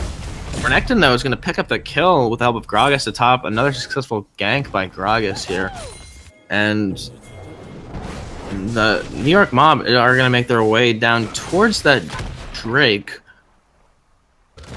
here, but slowly Gragas, Tristana, and Braum come up front, and Cassidon too. This is going to be a bloodbath for Necton, trying to push the tower. Oh, get the tower. Twitch is trying to kite. His E quite not doing enough. The Zac been going really low. Gragas not be able to do anything. He's going to have to back off. He's going to heal off of the dragon. He's going to be running for his life, but it's not quite enough. He is He's not going to be able to do anything, and everybody will fall to the Twitch. Now, the thing about team fights, you have to focus Twitch, because the Twitch is doing the most damage with his ultimate and his E. It is true damage, and Talia will pick off Tristana. Talia, though, Talia's, I think Talia's got enough cooldown reduction I saw there. She can just keep pressing Q in a row. Well, the thing with her Qs is that Worked Brown will only allow her to use her Q once, like it'll only throw out one shard after after it's been used on a certain tile. You can see the circles, but when she's within the circle, she gets a movement speed buff. But now the main focus of these team fights is going to be the Twitch. The Renekton's going to be able to single him out with the Brawl. So pretty much their whole team comp is going to be like, where's Twitch? Do we have trinkets down? Do we have this? Do we have that? You know, it's going to be all this paranoia. Be like, it's kind of like, you know, that movie Alien. You're going to be like, where is he? Where is he? Where is he? Where is he? Where is he? That'd be a great skin. They had like an alien skin for him to go with the Predator. For Twitch? Yeah, for Twitch. If Twitch had the alien skin. Because he is a rat. Everybody hates rats. Well, I mean, but the alien wasn't necessarily like a rat, but that's getting besides the point here. Yeah. We're seeing a lot of convergence around mid at this point. Right? That seems to be like the lane where the most people are at the most times. Although Renekton and Gangplank are just so stubborn, they just keep fighting at top.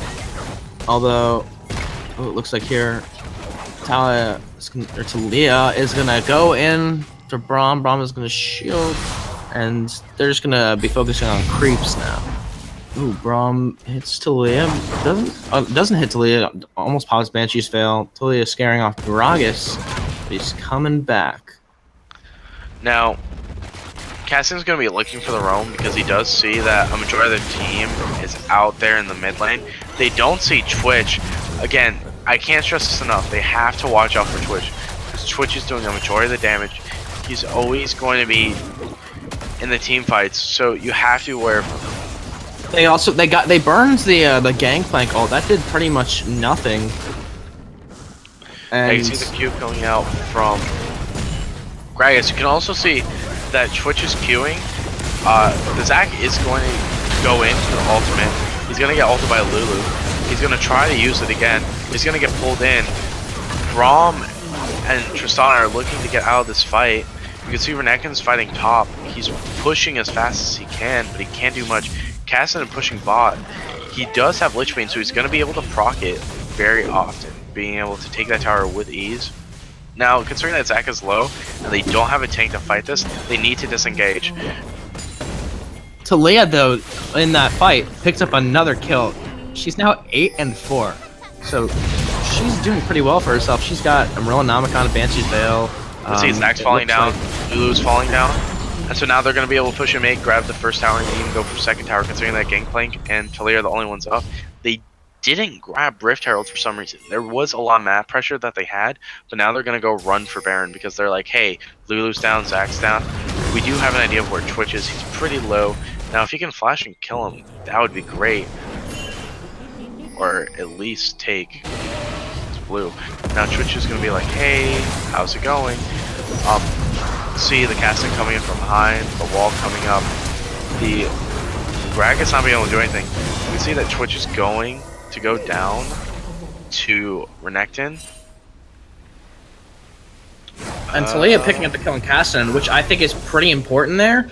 That's pretty important significance, because Talia was just getting melted early game by Cassidon, but she was pretty easily able to 1v1 him in that scenario. And like escape with a lot of health left, so that's pretty significant to how strong she is right now. Renekton taking a lot of damage there in that fight. Mid is getting pushed out a little bit, but not enough. Looks like here, top lane is slowly becoming an issue for both teams, I think. Baron's still alive. Didn't get taken during that team fight here, and we're seeing soon in about minute 20, the Ocean Drake will be popping up real quick. I think that's the which one? It's that or the Cloud Drake, which is like objectively the worst Drake. The worst Drake possible they can actually pick up is Wind Drake, because Wind Drake doesn't really offer anything but movement speed for your team. Okay, so they who picked that up?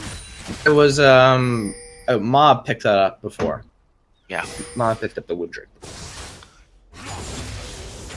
Well, it's something small. It's like 5% movement speed. Yeah, it's a 5% movement speed, but it can be handy for getting away in team fights. As long as you're not slowed. Okay. We can see that they're like, hey, there's vision over there. We need to get back mid, and we need to pick up a team fight that we can actually win and not throw. Palatine really trying to hold on this tower here. Well, I mean, obviously they want to, but they're really just like staying on it here as New York Mob waits for themselves to converge here. Zac and Casson getting into a little skirmish here, but Braum's going to come in back. Braum coming up with the ult. He's going to go on to them. Casson is a little bit late to the fight. It's not going to be going too well. They're going to lose their only tank. Twitch is coming in with the ultimate. They have to focus Twitch. You can see that Twitch is doing his best to go on to them. And then Tristana's going to fall. Lulu's going to ult Twitch. They're going to try to auto the Taliyah, but they should really back off at this point. There's nothing they can do. Renekton and Gragas both almost going down, but maybe they will go down. Renekton gets taken out by Taliyah, who doesn't get taken out by Cassidon like I thought. Twitch picking up Cassidon though, and Gangplank taking out Braum. This mid turret at this point is going to be taken because Gragas with that low health, it won't be able to do a single thing to defend it here. So it looks like Palatine's most pushed lane at this point, or New York Mob actually, is mid here. Whereas bot for Palatine, it looks like they are going to go for the Ocean Drake. Because there's not much that that Palatine can do to disrupt that.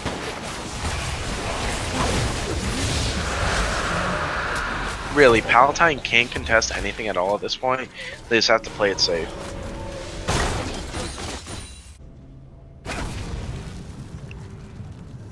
As New York Mob recalls, let's take a look at some of the team stats so far right now. Taliyah is actually doing quite well. She's the MVP of this game so far. 0-4 and 4. She obviously winning to Cassidon here. In terms of junglers, Gragas is ahead here. I think again speaks to he had some pretty good ganks so far this game, so that's probably a testament to that. Baron, they seem to be kind of just going there. Renekton is going to find himself in a bit of trouble here as Zac and Gangplank and Lulu all gang up on him. He barely escapes with his life. Gragas coming up from behind. Lulu taking major damage, almost falling, barely escaping. Renekton going in for the kill. Doesn't get it though. As both teams escape without a casualty, which is really essential. Casson's converging on to Taliyah. Taliyah's getting caught out here. He's repositioning with his ultimate. He's really smart about it. And he's going to shut her down.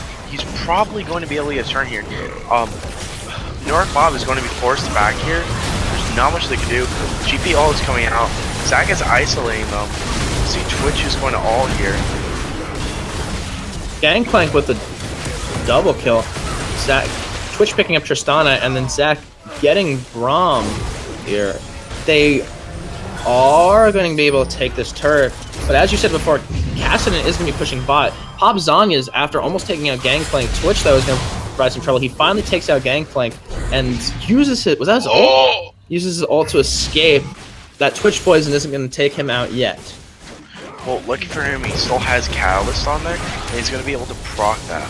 So, with Catalyst proccing off with his mana, he's going to be able to heal from it. So truly that was... I'm sorry.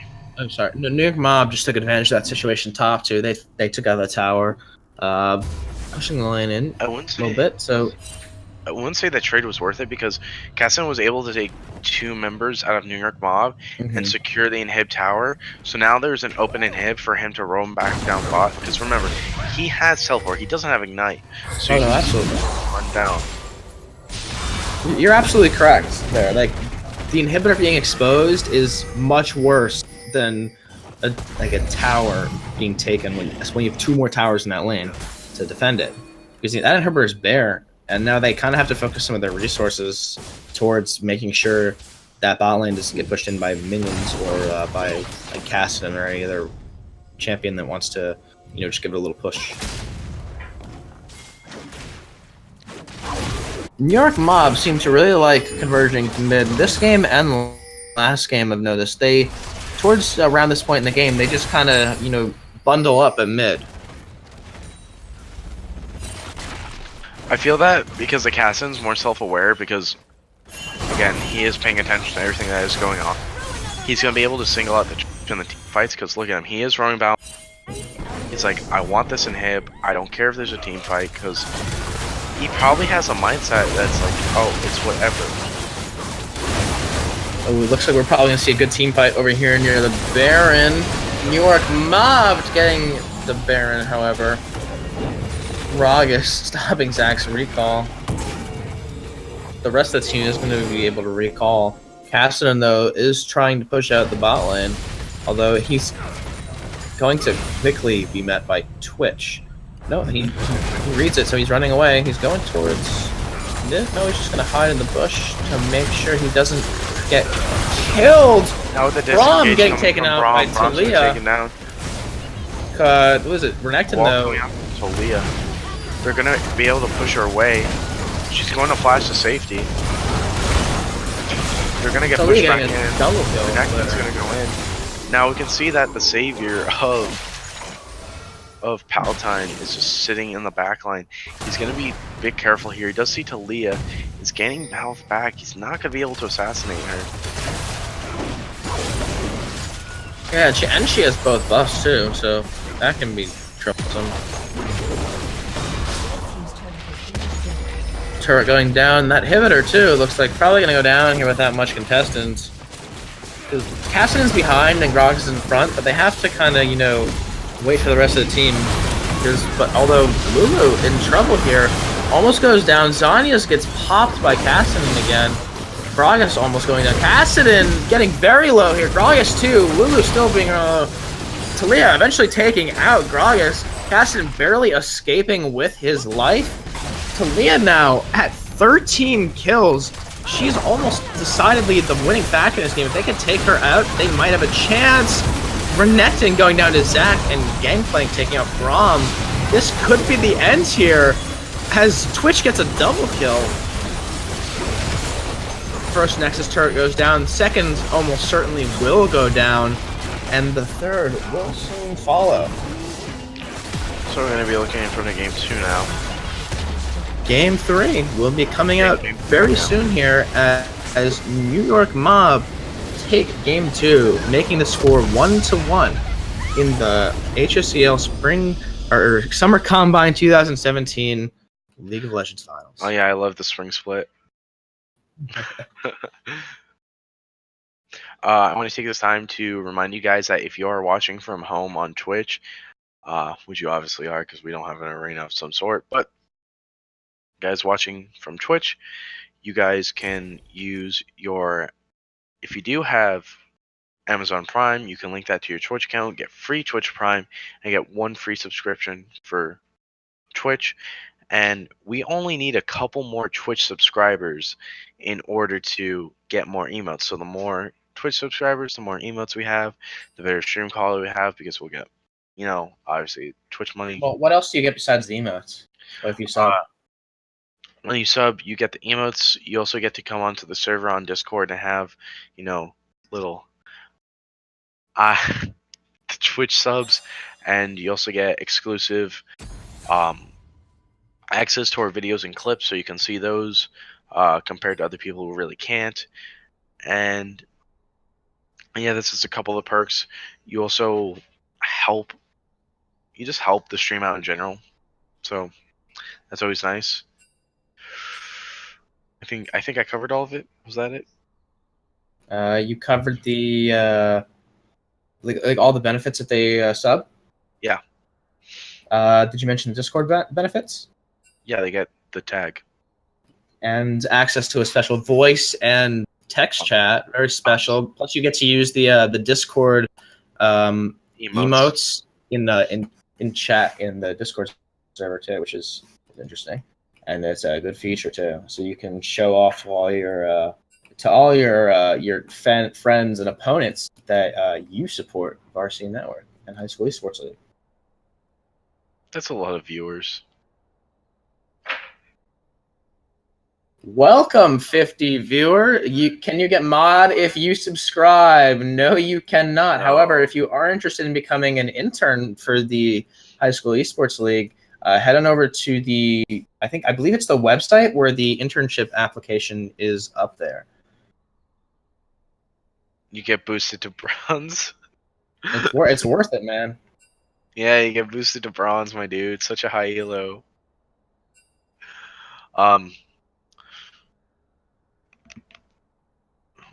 Red alloy needs it. Hey, dude. Oh, right. Yeah, let me get you the invite real quick. Oh no, I don't need the invite at all. I have a brainwave with you, and I can just see through your eyes. I don't know. There were a couple points during that game where I started lagging a bit because I am on my I am stealing from my college's Wi-Fi here. Yeah. All right, both teams just need a second to get ready here as we go into Game 3 in just a couple moments.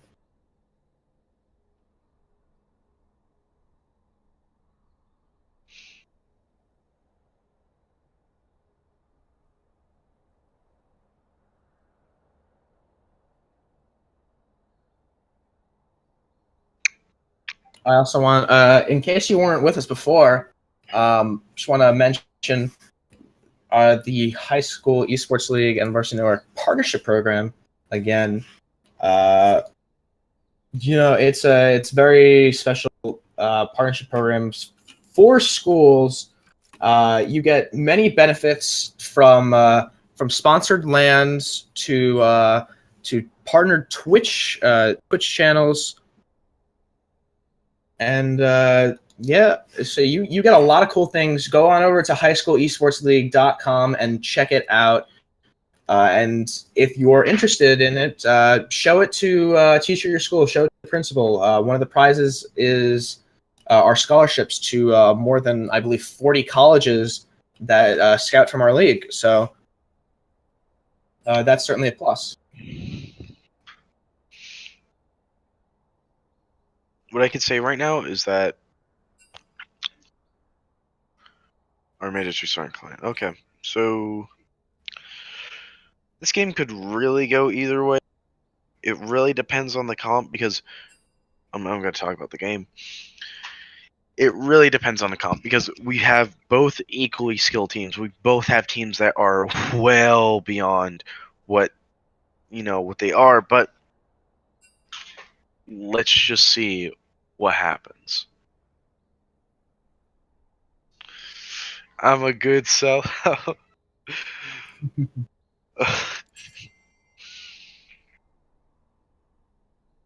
I just got a message from somebody.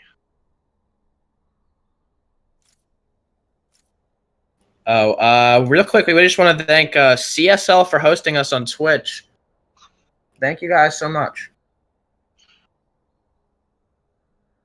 Who is that? C Star League.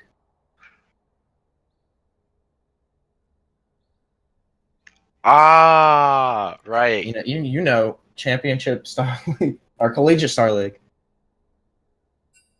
Let me just wipe off my shoulders a little bit. So, real quick, how is everyone doing today? Put in Twitch chat while we wait for the last player to get back into the game. Twitch chat, tell me how you're doing today. Tell me what you're most excited for the weekend. You know what I was really excited about today in League? I've been saving my gemstones for Neopac Silver, and she came out today. So that's pretty cool. And I'm quite excited to play a Silver some more now. That awesome skin.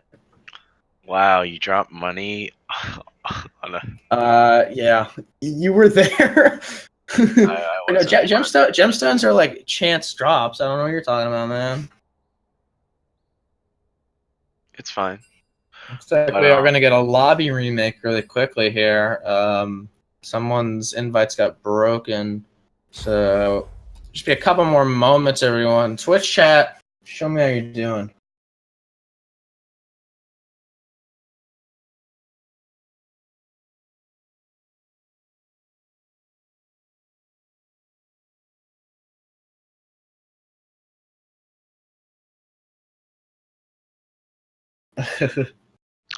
Yes. Someone put. I'm glad I see a Tyler 1 meme in chat.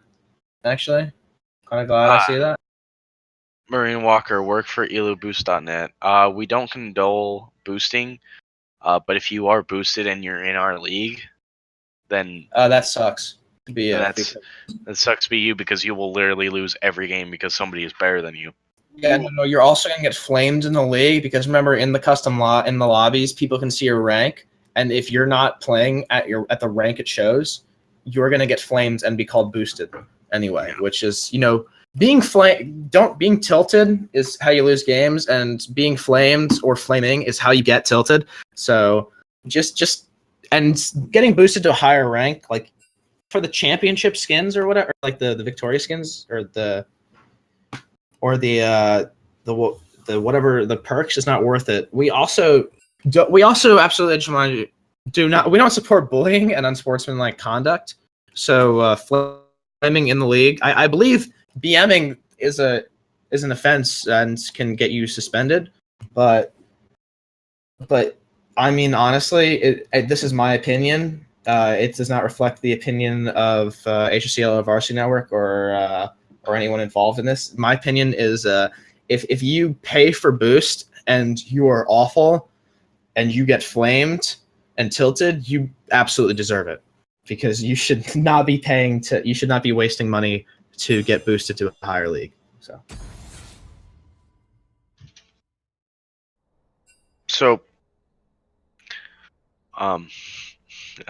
So as I said before, if you do have a Amazon Prime subscription, even if you're a college student, I do believe you get Amazon Prime for free or at a discount. No, yeah, it's Amazon Prime student. I think I don't know if it can extend to high school as well. I think you just need an EDU email to sign up. For the first 6 months, your Amazon Prime subscription is free. So that means your Twitch Prime is free.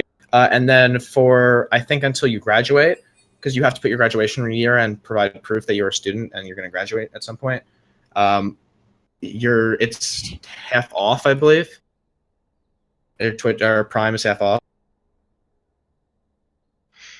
My name is Varsity Network, and my subs stay poppin'. Dude, HSEL is my city. I don't know what you're talking about. Wait a minute, I'm already subscribed. Why are you telling me to subscribe again? I am subscribed. This is ludicrousy. I haven't gotten a Twitch Prime subscription in 3 months. Excuse me? I haven't, like, for the past the first month I had Twitch Prime, I subbed to HSEL first month. Every other consecutive month, I've not gotten my free sub. Has anyone had this problem? Because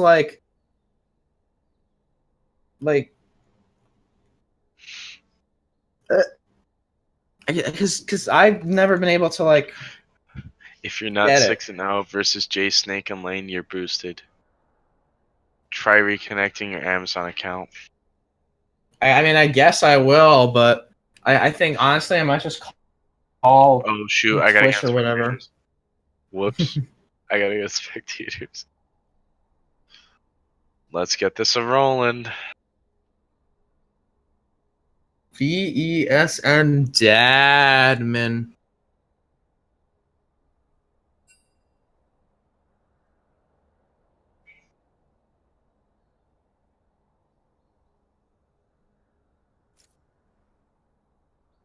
How does it show that Varsity Network is a 6-month subscriber to itself?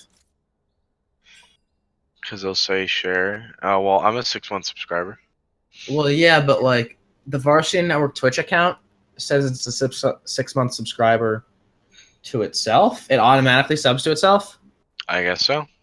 for free. So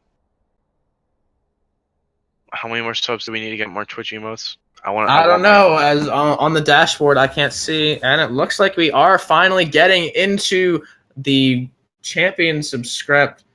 We need 2 more subs, guys. So if Twitch Prime sub, use it. Come on, more emotes. Papa, please. I more want emotes. I want a Bomo emote. I want a Reese emote. So as we get into the bans here, that Janna banned for the 3rd time in a row, and that Cat banned. So pretty essential bans here in the finals we're seeing. I want to know what's like. You explained before why Janna banned, but I want to know. But I want to know exactly. Like I want to know. Like it's really weird. Okay, her engages is really good. She has a really good disengage with her ultimate because she's healing. She's really hard to like push away. But if you have a Vayne E, it's easy to stop that. But her W and E, because of the shield and the slow, it massively will cuck a team. It is inevitably hard to play against her. And she is really dull with her kit. As I've said before, it's lackluster. She doesn't do much. And so, because of that,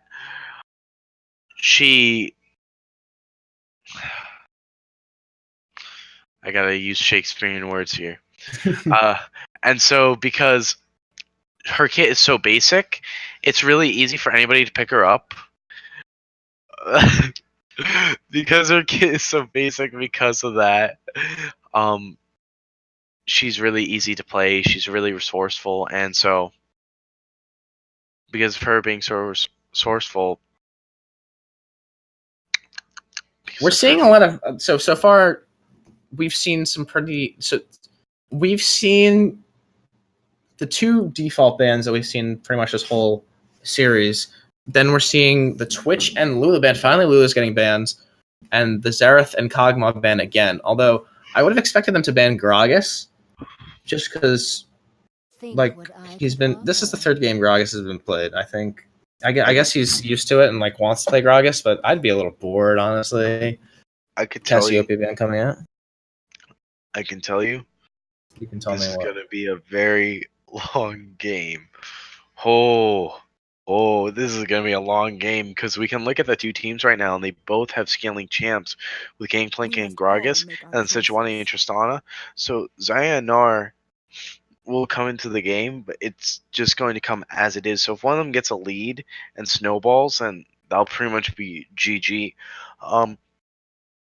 Depending on who's the support now, because Tarek would be really good with pretty much anybody on that team.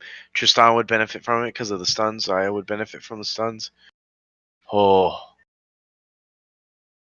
So Reese, where should I put my my Yule sticker on my laptop? Why do you have one? I signed up for my school's Yule team. I'm pretty excited about that. Maybe I'll get some diamond to boost me. XD. How do you sign up for Yule? You gotta be in college. So as soon as any college? Pretty much any college can do it. If your school doesn't have one, you can start it, I guess. But the Tark pick.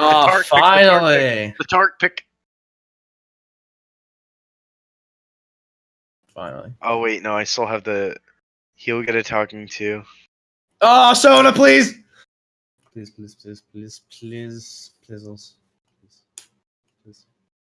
I fan. Yes. I want. If I ever get Twitch partnership on my channel, I want. if I ever get Twitch partnership on my channel, I want a Sona. I think that would be sick.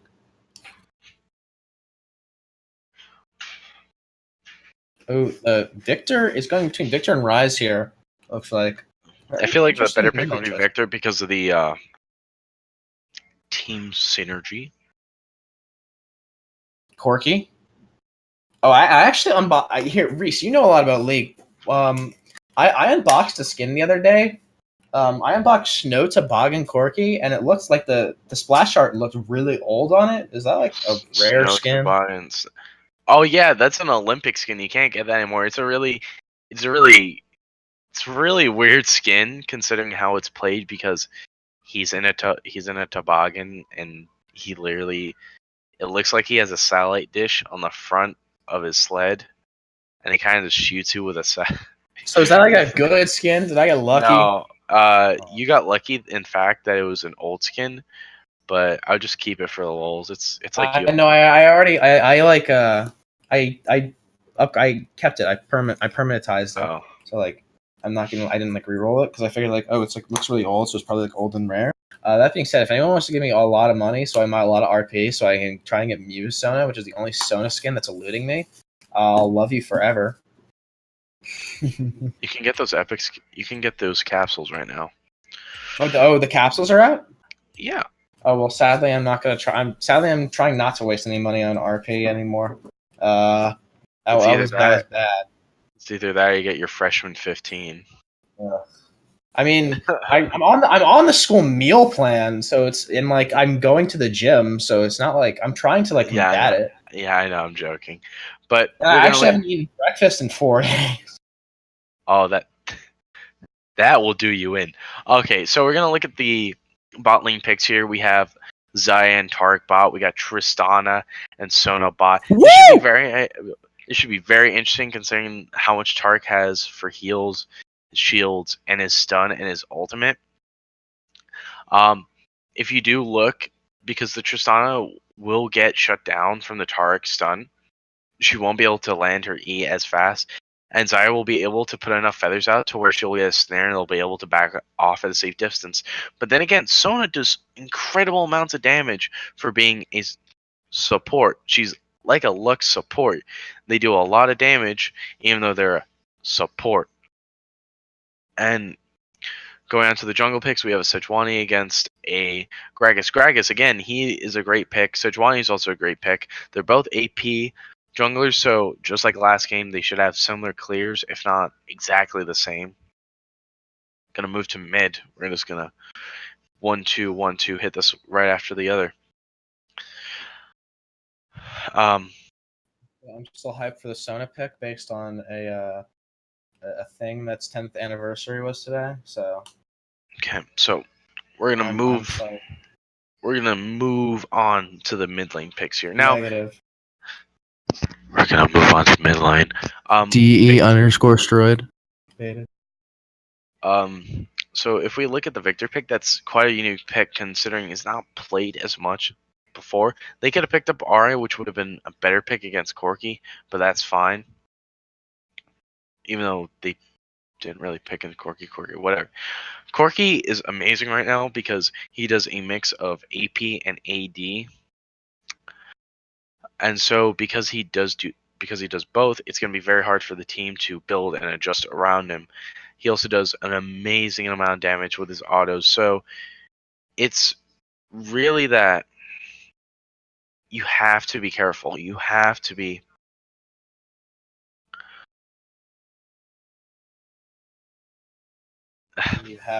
be careful. I'm sorry, I'm trying not to cringe from chat, but you have to be careful. I'm trying not to laugh from it either. But you have to be careful that Corki's autos, if he does get ahead, will destroy you. It's really scary. It's kind of like, I don't know how you describe it, but imagine a slug that as soon as it touches you, you die. That is Corki. He is a slug of death. Metaphorically and literally, he is a slug of death. So if he does get ahead, he will snowball the game and it'll be GG for my predictions. with the Shane procs from Trinity Force, Bloodthirster with the healing from Vampiric Scepter, and pretty much else whatever he wants to build. He can build a Gunblade too, which is pretty beneficial for catching up to people because he is a slug.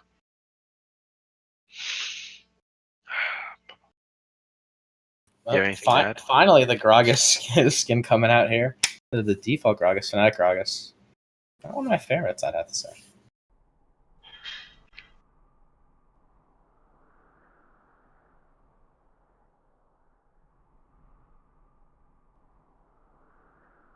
So, we're going to get in here really quickly. As We got game 3 here, boys. in game 3 of High School Esports League Summer Combine 2017 League of Legends Finals. This is the last League of Legends game. This will be the last game that... Can we get a Kappa in chat, my dudes? This is actually going to be the last game for a while, considering that we will be taking a month hiatus in order to prepare ourselves really for the upcoming... for the HSEL majors happening in October. So if you guys are watching and you've been playing our league and you love our tournaments, don't hesitate to talk to us if you have questions about the partnership, how the majors will work, or just anything. Just you can go on our website hsel.org or highschoolesportsleague.com, and there'll be a live chat. We usually answer, and if we're not, you can email us at hselhelp@gmail.com.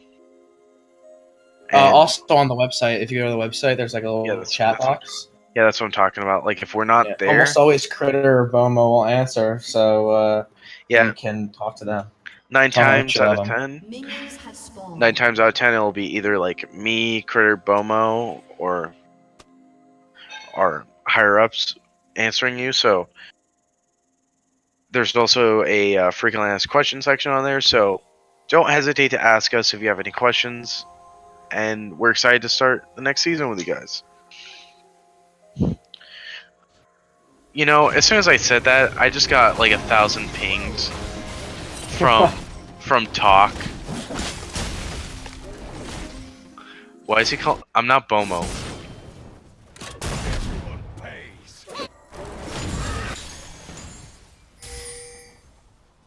So we see Sejuani taking the red buff there. Sejuani taking the red buff there. Gragas just doing the standard Gragas route there with the Raptors and the red buff.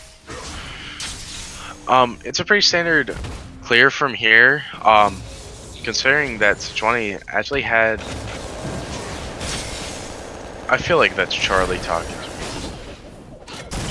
But wow. You don't even remember who I am. That's me. Anyway, in game here. Ooh, looks like Tarek and Zai are being a little aggressive here at bot lane. Sona, what are you doing? Well, it's granted that she's gonna be aggressive because they technically have a double... They have a stun and a snare. Because Zaya does have a snare technically with her feathers, and Tarek does have a stun with his... I believe it's his E. Yeah, it's his E. But it's really interesting how Tarek opted not to go for the ancient coin. Most supports nowadays do go for the ancient coin. A lot of the ones who don't are usually the ones who are usually the ones who are not, I guess, are behind on the time. Sejuani at mid there with the gank on Corki. Corki barely escaping his life, using his flash up though. And but back to what I was saying with Tarek, I think actually it might be a smarter choice though with Tarek. Because of that passive gold, he doesn't necessarily need to put himself out there because Sona's going to be very dangerous to go against with her Q. We have the flash ult falls coming in. Enemy line. The flash ult. But the flash body slam coming in from Gragas, and now getting the flash out of Victor. Victor's going to tend to push in the wave so that it's going to reset. Corki's fine here. He'll probably be able to get Sheens first if he's been farming well, which he hasn't. So he's going to pick up Corrupting Potion.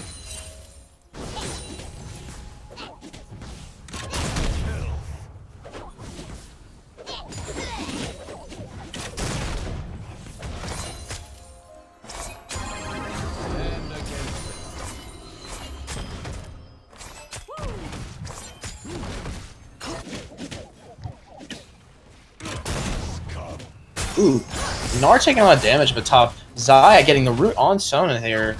Just on in the brush, just kind of just feeling out the situation here. Yeah, so I think it was definitely a good play by Tarek to take the relic shield because first of all he can proc it. Second of all, he won't have to put himself out there against Sona with the coin. Because she has to depending where the coin falls, she has to go get it. So. Well, the thing with Tarek is that go ahead. You don't necessarily build anything but relic shield because you want to get tanky, you want to get cooldown, you want to get everything you can because the more cooldown you have, the more you can spam that, the more you have Ardent Sensor, and so it's just kind of a domino effect at that point. And so he'll be really useful late game. But what he does suffer from is that, remember, every ability he uses, he gets two autos that are faster. Excuse me. But because those autos are faster, he also gets cooldown reduction to his abilities.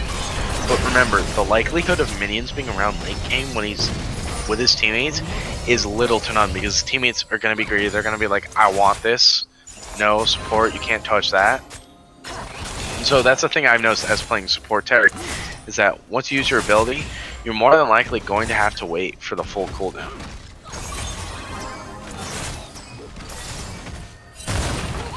Nar at top, kind of getting pushed in by Gangplank a little bit. He is taking a lot of damage.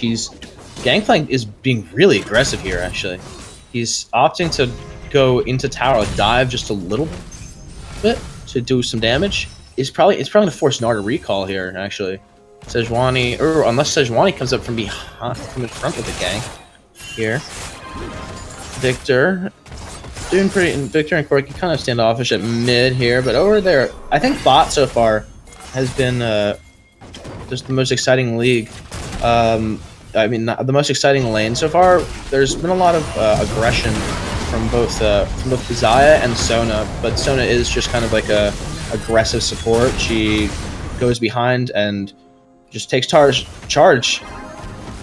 Gangplank with the kill on Mega Gnar, and then Sejuani taking up Gangplank there. Interesting trade, I would say. What do you think of that trade there, Reese? I think it's a little odd because Gnar should have been able to live through that without getting too close because, again, he is a range champ compared to Gangplank. Like, Gangplank does have his Q and he can spam it to the point where it's so annoying because of Doran's ring. But because he is ranged, he should be able to distance himself.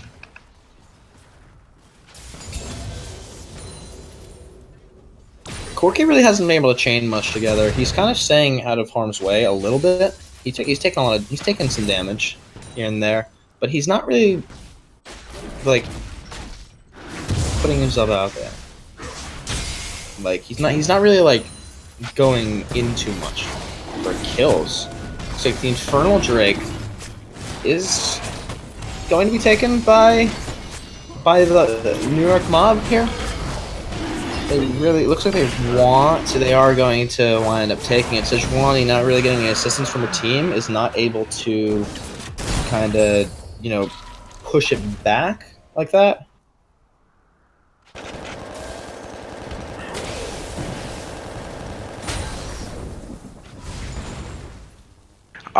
Yeah, definitely with the... Can you repeat that again? I'm sorry. Oh no, Sejuani just wanted to... It looked like Sejuani wanted to contest the Drake attempt, but her team wasn't coming to support her, so she wasn't able to actually do anything but stand by and idly watch. Yeah, definitely. Without the pressure of mid being there, they can't really do much. So it's fine. We can also see that, as I predicted, because Gnar is a ranged champ, he's going to be able to out 1v2, pretty much 2v1 with Sejuani's help at this point. And so he's going to push in the wave and back most likely, because that would be the best course of action, because he's getting a decent amount of CS. Sona goes up to the brush to ward and notices Gragas was coming down for the gank, but it looks like he got scared away there. Information can be scary. Tristana and they might Sona do the gank have to after all, though.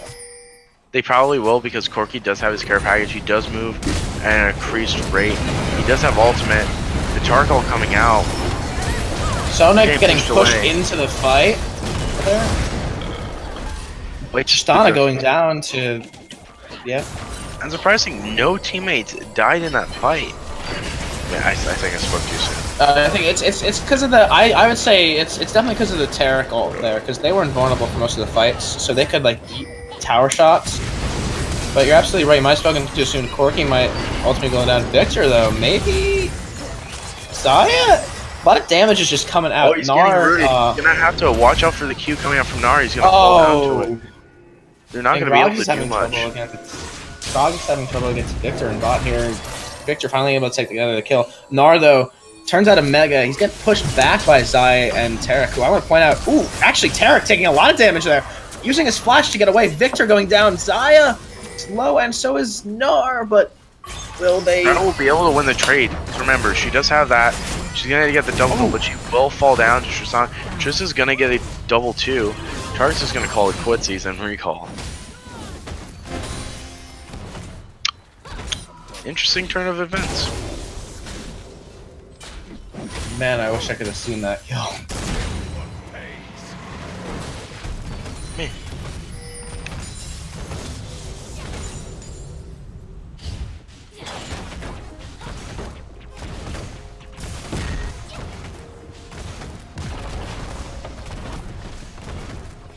So, ooh, Sejuani making her way up top a little bit just to clear the wave out while Gangplank recalls here. So it looks like we are going to see a bit of like a reset sort of thing over there. Ooh, just not taking the first turn. Considering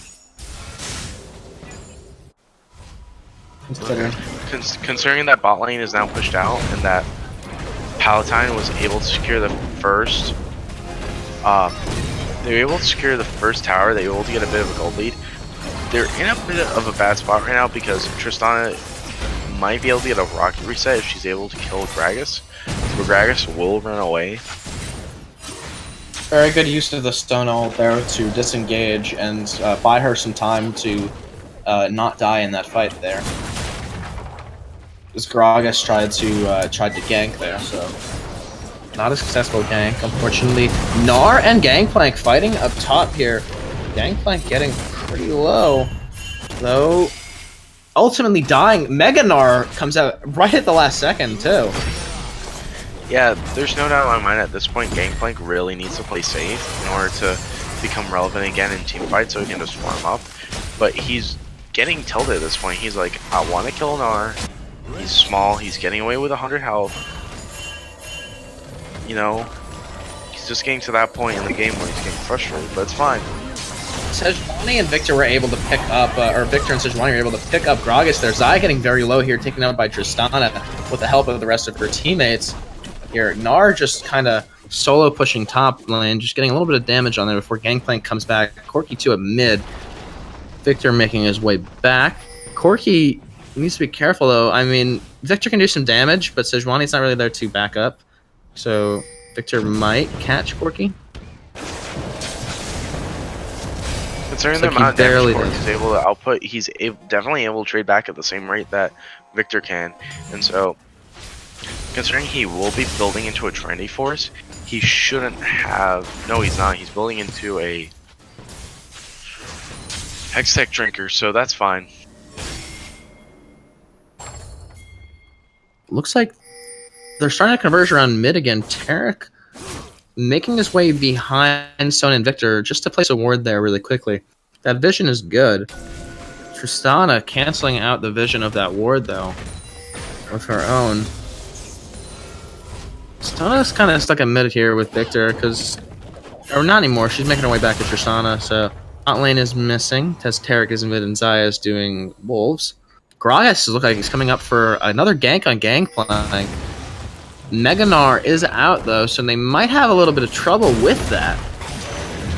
I keep freezing at every team fight, and it's a little annoying. But ooh, Gangplank taking a lot of damage from Mega Nar. He's almost down to a quarter health here, but he's in trouble for his own with that Gragas gank. Flash comes out from Gangplank, keep him alive.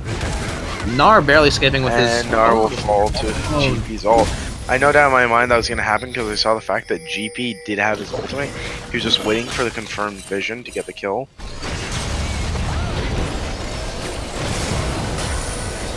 Ooh, little team fight going there in the brush there.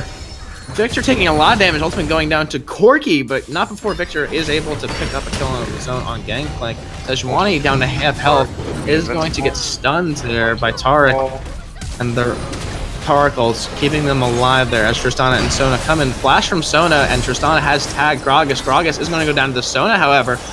Taric barely escaping with his with a little sliver of health there, and Zaya's got well, she's a little squishy. She can get taken out by Sona, and Tristana, she goes down very low here. Almost gets taken out here. Nar coming into the kill. Tristana ease in. Rocket reset, you're right. Tristana almost able to take him out. Corky takes a lot of damage from that Tristana E though. Taric very low with a flash to escape. Sona with the Q. Nar throwing his boomerang little thing. And both Taric and Corky barely able to escape with just a little bit of health here as Gangplank pushes out bot lane while Victor and Sejuani attempt to stop it. Top lane tower is going to go down. So you can definitely see that Nar's roaming towards mid now at this point. He's seeing that the wave's pushing in, but he's going to go back up top. He's kind of like, hey, maybe I do, maybe I don't. And he's going to go move towards the Rift Herald. They're all pinging, they're like, hey, let's get this objective. It's open. They're all discombobulated. I could probably solo this. And so he should be fine. Victor and Sejuani actually at bot there. Victor flashed to try and take out Gangplank. He, however, got contested by Corky. Corky, though, is very low on health, getting taken out by Victor. Gragas, too. Gragas actually is taking a lot of damage from Victor during this game. Sejuani, though, very low as well now that Taric has come to support. Sejuani eventually going down to Gangplank ult, and Sona taking out a tower while Zaya gets the kill on Victor. Taric very low after that team fight there. But well, the great thing about Tristana is that her E barely costs any mana for what it is, and then her Q has no mana cost at all. And so she's able just to rip through towers and shred them with ease. And there goes the Gnar Herald again, as actually this is like pretty much an identical situation from the last game. Or from 2 games ago, where Gnar was able to take the Herald while the other team took the Drake. Although it wasn't actually, it was Infernal Drake too. So that's exactly from that game. Ooh.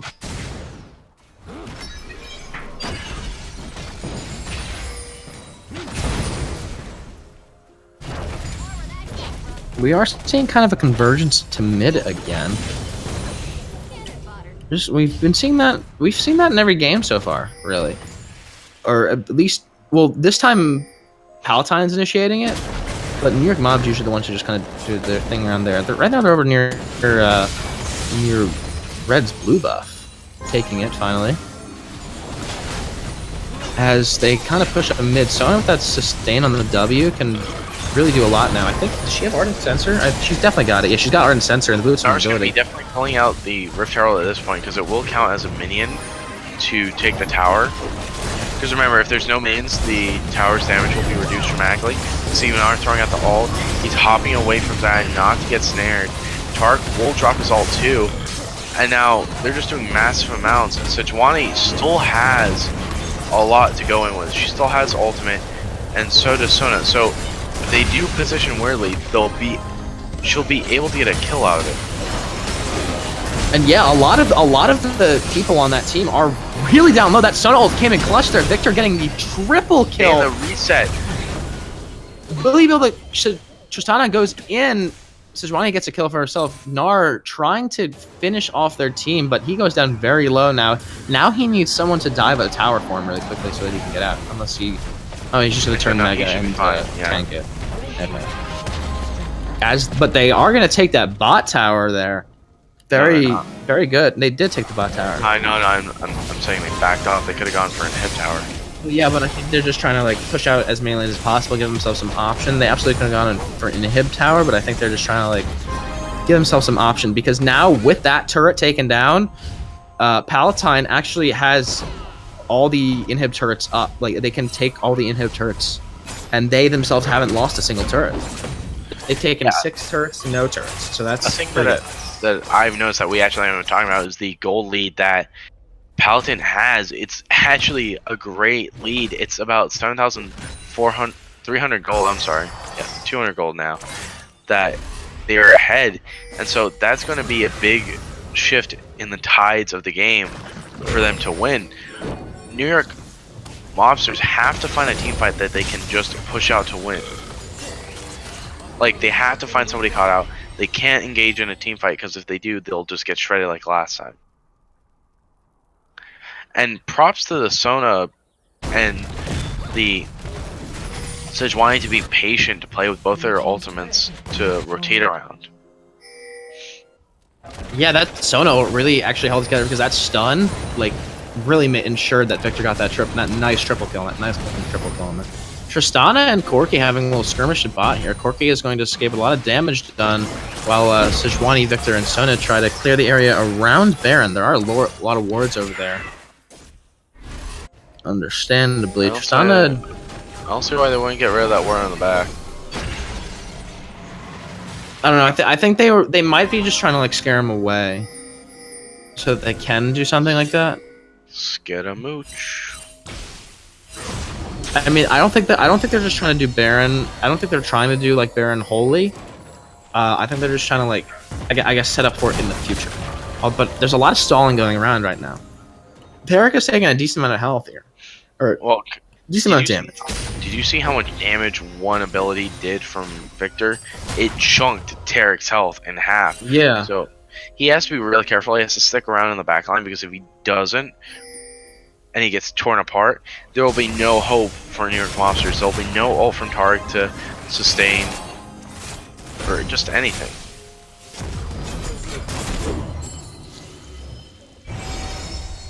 See Nars slowly pushing out bot with Corki down there. He's gonna have to be careful because Corki does have a training force now.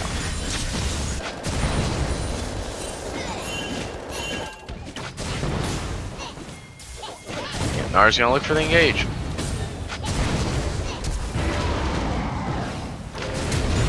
Ooh, Nar doing a lot of damage here on Corki, almost taking out, burning Corki's flash here. He does turn Mega, but he is going to get taken down ultimately because Zai is going to go back. But that will allow his team to take Baron. It looks like the only one who would be able to contest that is Gragas, but he's already taken half his health. He's going to throw a barrel in there. Not going to do much, though. And now Gangplank's coming in. They're trying to steal that Baron, but Sejuani will finally take it. And they take out Gangplank as well. Tarek. Zai is able to live for with that, but he will fall down to Tristana. Corki is the last one to defend besides Gragas. He can't do much against this team. You can see that they already do so much damage. And the heals from... Well, from they Sona. weren't able to...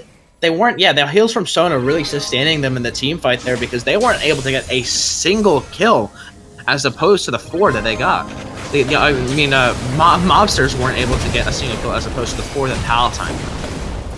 Will history repeat itself again? Will Nar fall? Absolutely. No. No, Nar will absolutely not fall. Look, that Ardent Sensor is actually doing an incredible ton there. The health that Nar escaped with there is the exact amount that Sona healed him for, pretty much. So, like, that's just shows how strong she is late game, especially when she's got items like Ardent Sensor.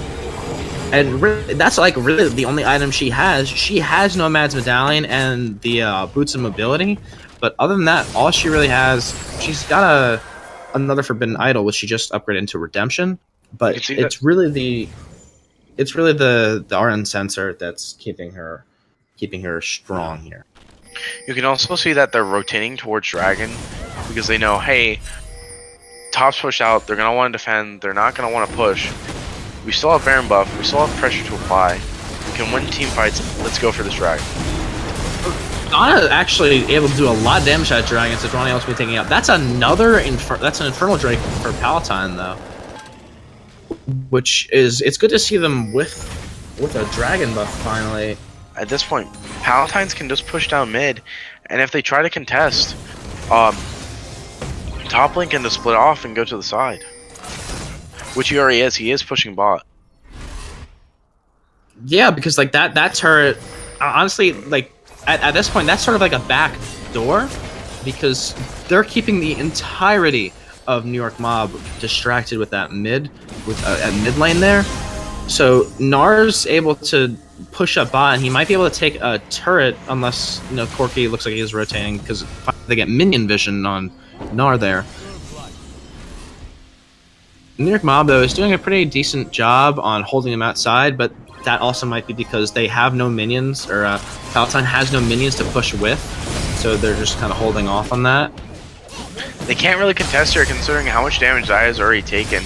They already know that Victor will do the. Oh, goodbye, Ooh, Zaya. Corki Victor coming in. Corki taking on. Corki will fall almost indefinitely. Close enough. I'm sorry, not indefinitely, but very close. They can't really contest the Supermans. Gangplank is going to run away. He's going to ultimate, but it's not going to be enough. And it looks like the first Nexus turret goes down. The second Nexus turret goes down almost decidedly. It will go down. There's a super minion going in there. Tristana getting double kill, triple kill. Victor getting a kill for himself, and they're pushing Corki into spawn, ultimately killing him. Victor, the ace comes out, and the Nexus goes down. Palatine High School take the series 2-1 and win the High School Esports League Summer Combine 2017 League of Legends Finals. Ladies and gentlemen, boys and girls, everyone, Palatine High School are your 2017 Summer Champions. Isn't the game behind when we're viewing it by like 3 minutes? Oh yeah, they won it 3 minutes ago. Yeah, so we gotta get like 3 minutes ago. Let's get Palatine in here for an interview, and woo. Yeah, we'll get Palatine. We'll get a member from We'll get Palatine in here for an interview, and then I believe after that, or probably not at this point. Actually, I'll check on that before saying anything. So while you get him in here, Reese, I'll check on him, and just a reminder for everyone. Got a Twitch Prime sub to the Varsity Network Twitch channel. Really helps us out. Plus, we only need 2 more subs for the new emotes. Or did me saying that before get us the 2 subs we needed? So some of these, you will get timed out. We do not approve of that language, my good sir. Well, I gotta go time them out. No, bad language. All right, so we'll do a quick interview here, Reese. Are you getting him in? Or Aaron summoned him. all right, Aaron's gonna get him in here. We're gonna do a real quick interview because we've got our Hearthstone players ready to play their finals. They've been waiting for about an hour. Props to them. Those guys are. They want us awesome. to interview Robert. Who's Robbie? Good question. Well, which Robbie? Okay. This channel banned. Sounds good. Tell him to pop in anyone or something. Support one, actually. Pop in here. Reese, ask him a couple questions. We'll ask him a couple questions, and then we'll take a short little couple-minute intermission to. Oh, geez, that's the whole team. Oh, that's the whole team. We can do that. I don't want to do. Okay, we can do the whole team. All right. Yeah, sure.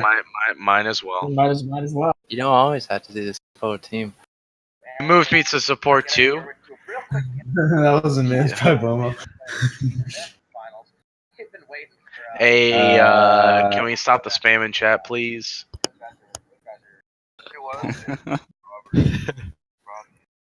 Stop. I will literally just ban all of them. Okay. All right, Reese, ask some questions. All right. So for this, for the summer season, how were you guys able to fix around each other's schedules in order to in order to prepare for pretty much the tournament? Did you guys do flex? And were there any schedules you had to work around specifically because of different teammates being somewhere in the summertime and etc.? I'm sorry, I'm just spinning this out. Yeah, sure. So, I think this season, especially for this split in this tournament, I think we made it a priority to be available on default times. Because obviously that's always given precedence, and we've had problems Yes. with other leagues with that before.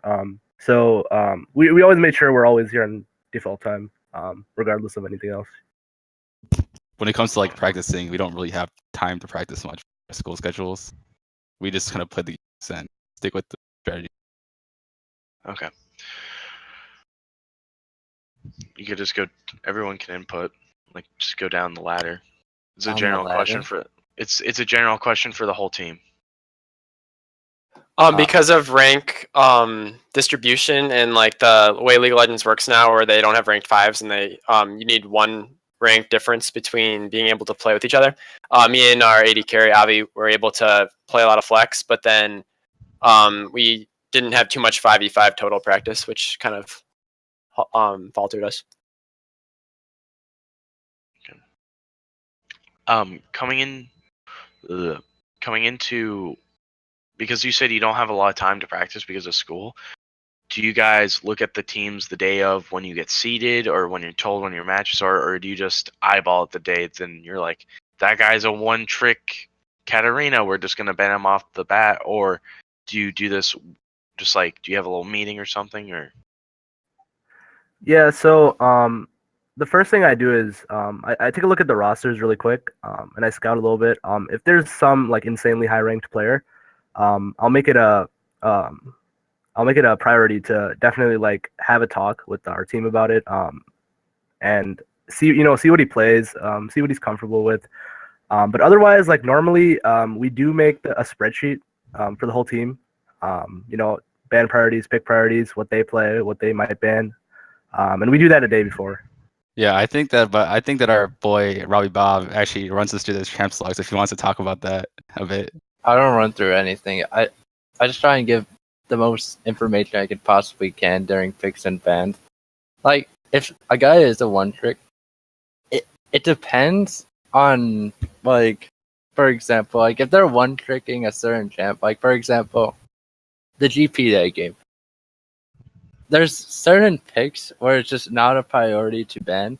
Like, we ban one tricks based on how well we can deal with that. If we can't deal with a certain champion, then we'll just ban it.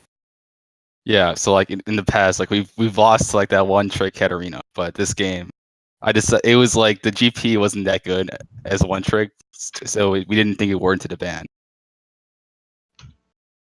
okay. Anyone else before I move on to the last question? No, we can move on. Okay. Considering the fall split is going to be coming up soon, are you guys interested in doing it? Are you going to stick around, or are you just, going to take a break? Yeah, we're already signed up for it. We're ready to go. Okay. That's it. I'm out of questions. Do you have anything, Elijah? No, I do not. Okay. Well, thank you for a very interesting summer split. I actually loved enjoying watching all of you guys, including New York Mobsters. It was a lot of fun, and I can't wait to see you guys in a month. And I can't wait. Okay. Thank you. Thank you. Awesome. Ryan. Thanks. Enjoy the. Congrats, guys. Yep. Congrats.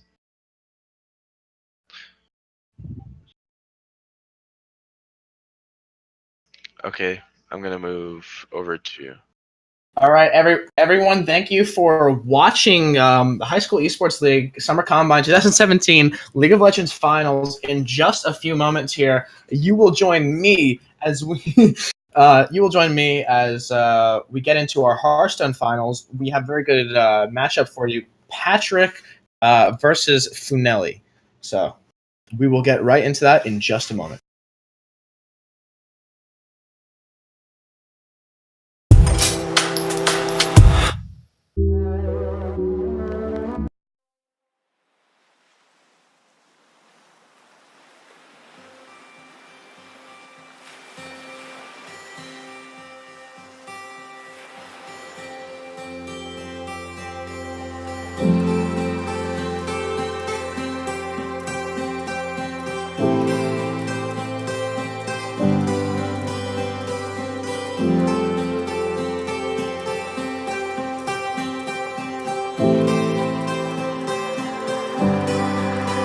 I know it's easy to get lost in yesterday,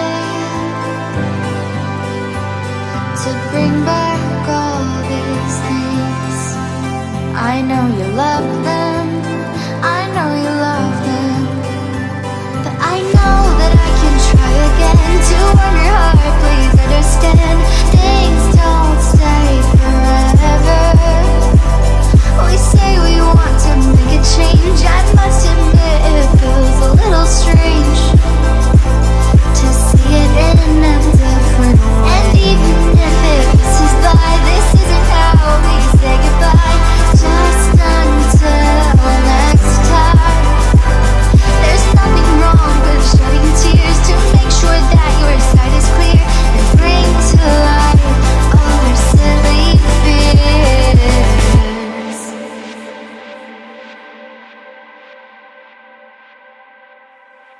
It's terrific. I'm so proud of you.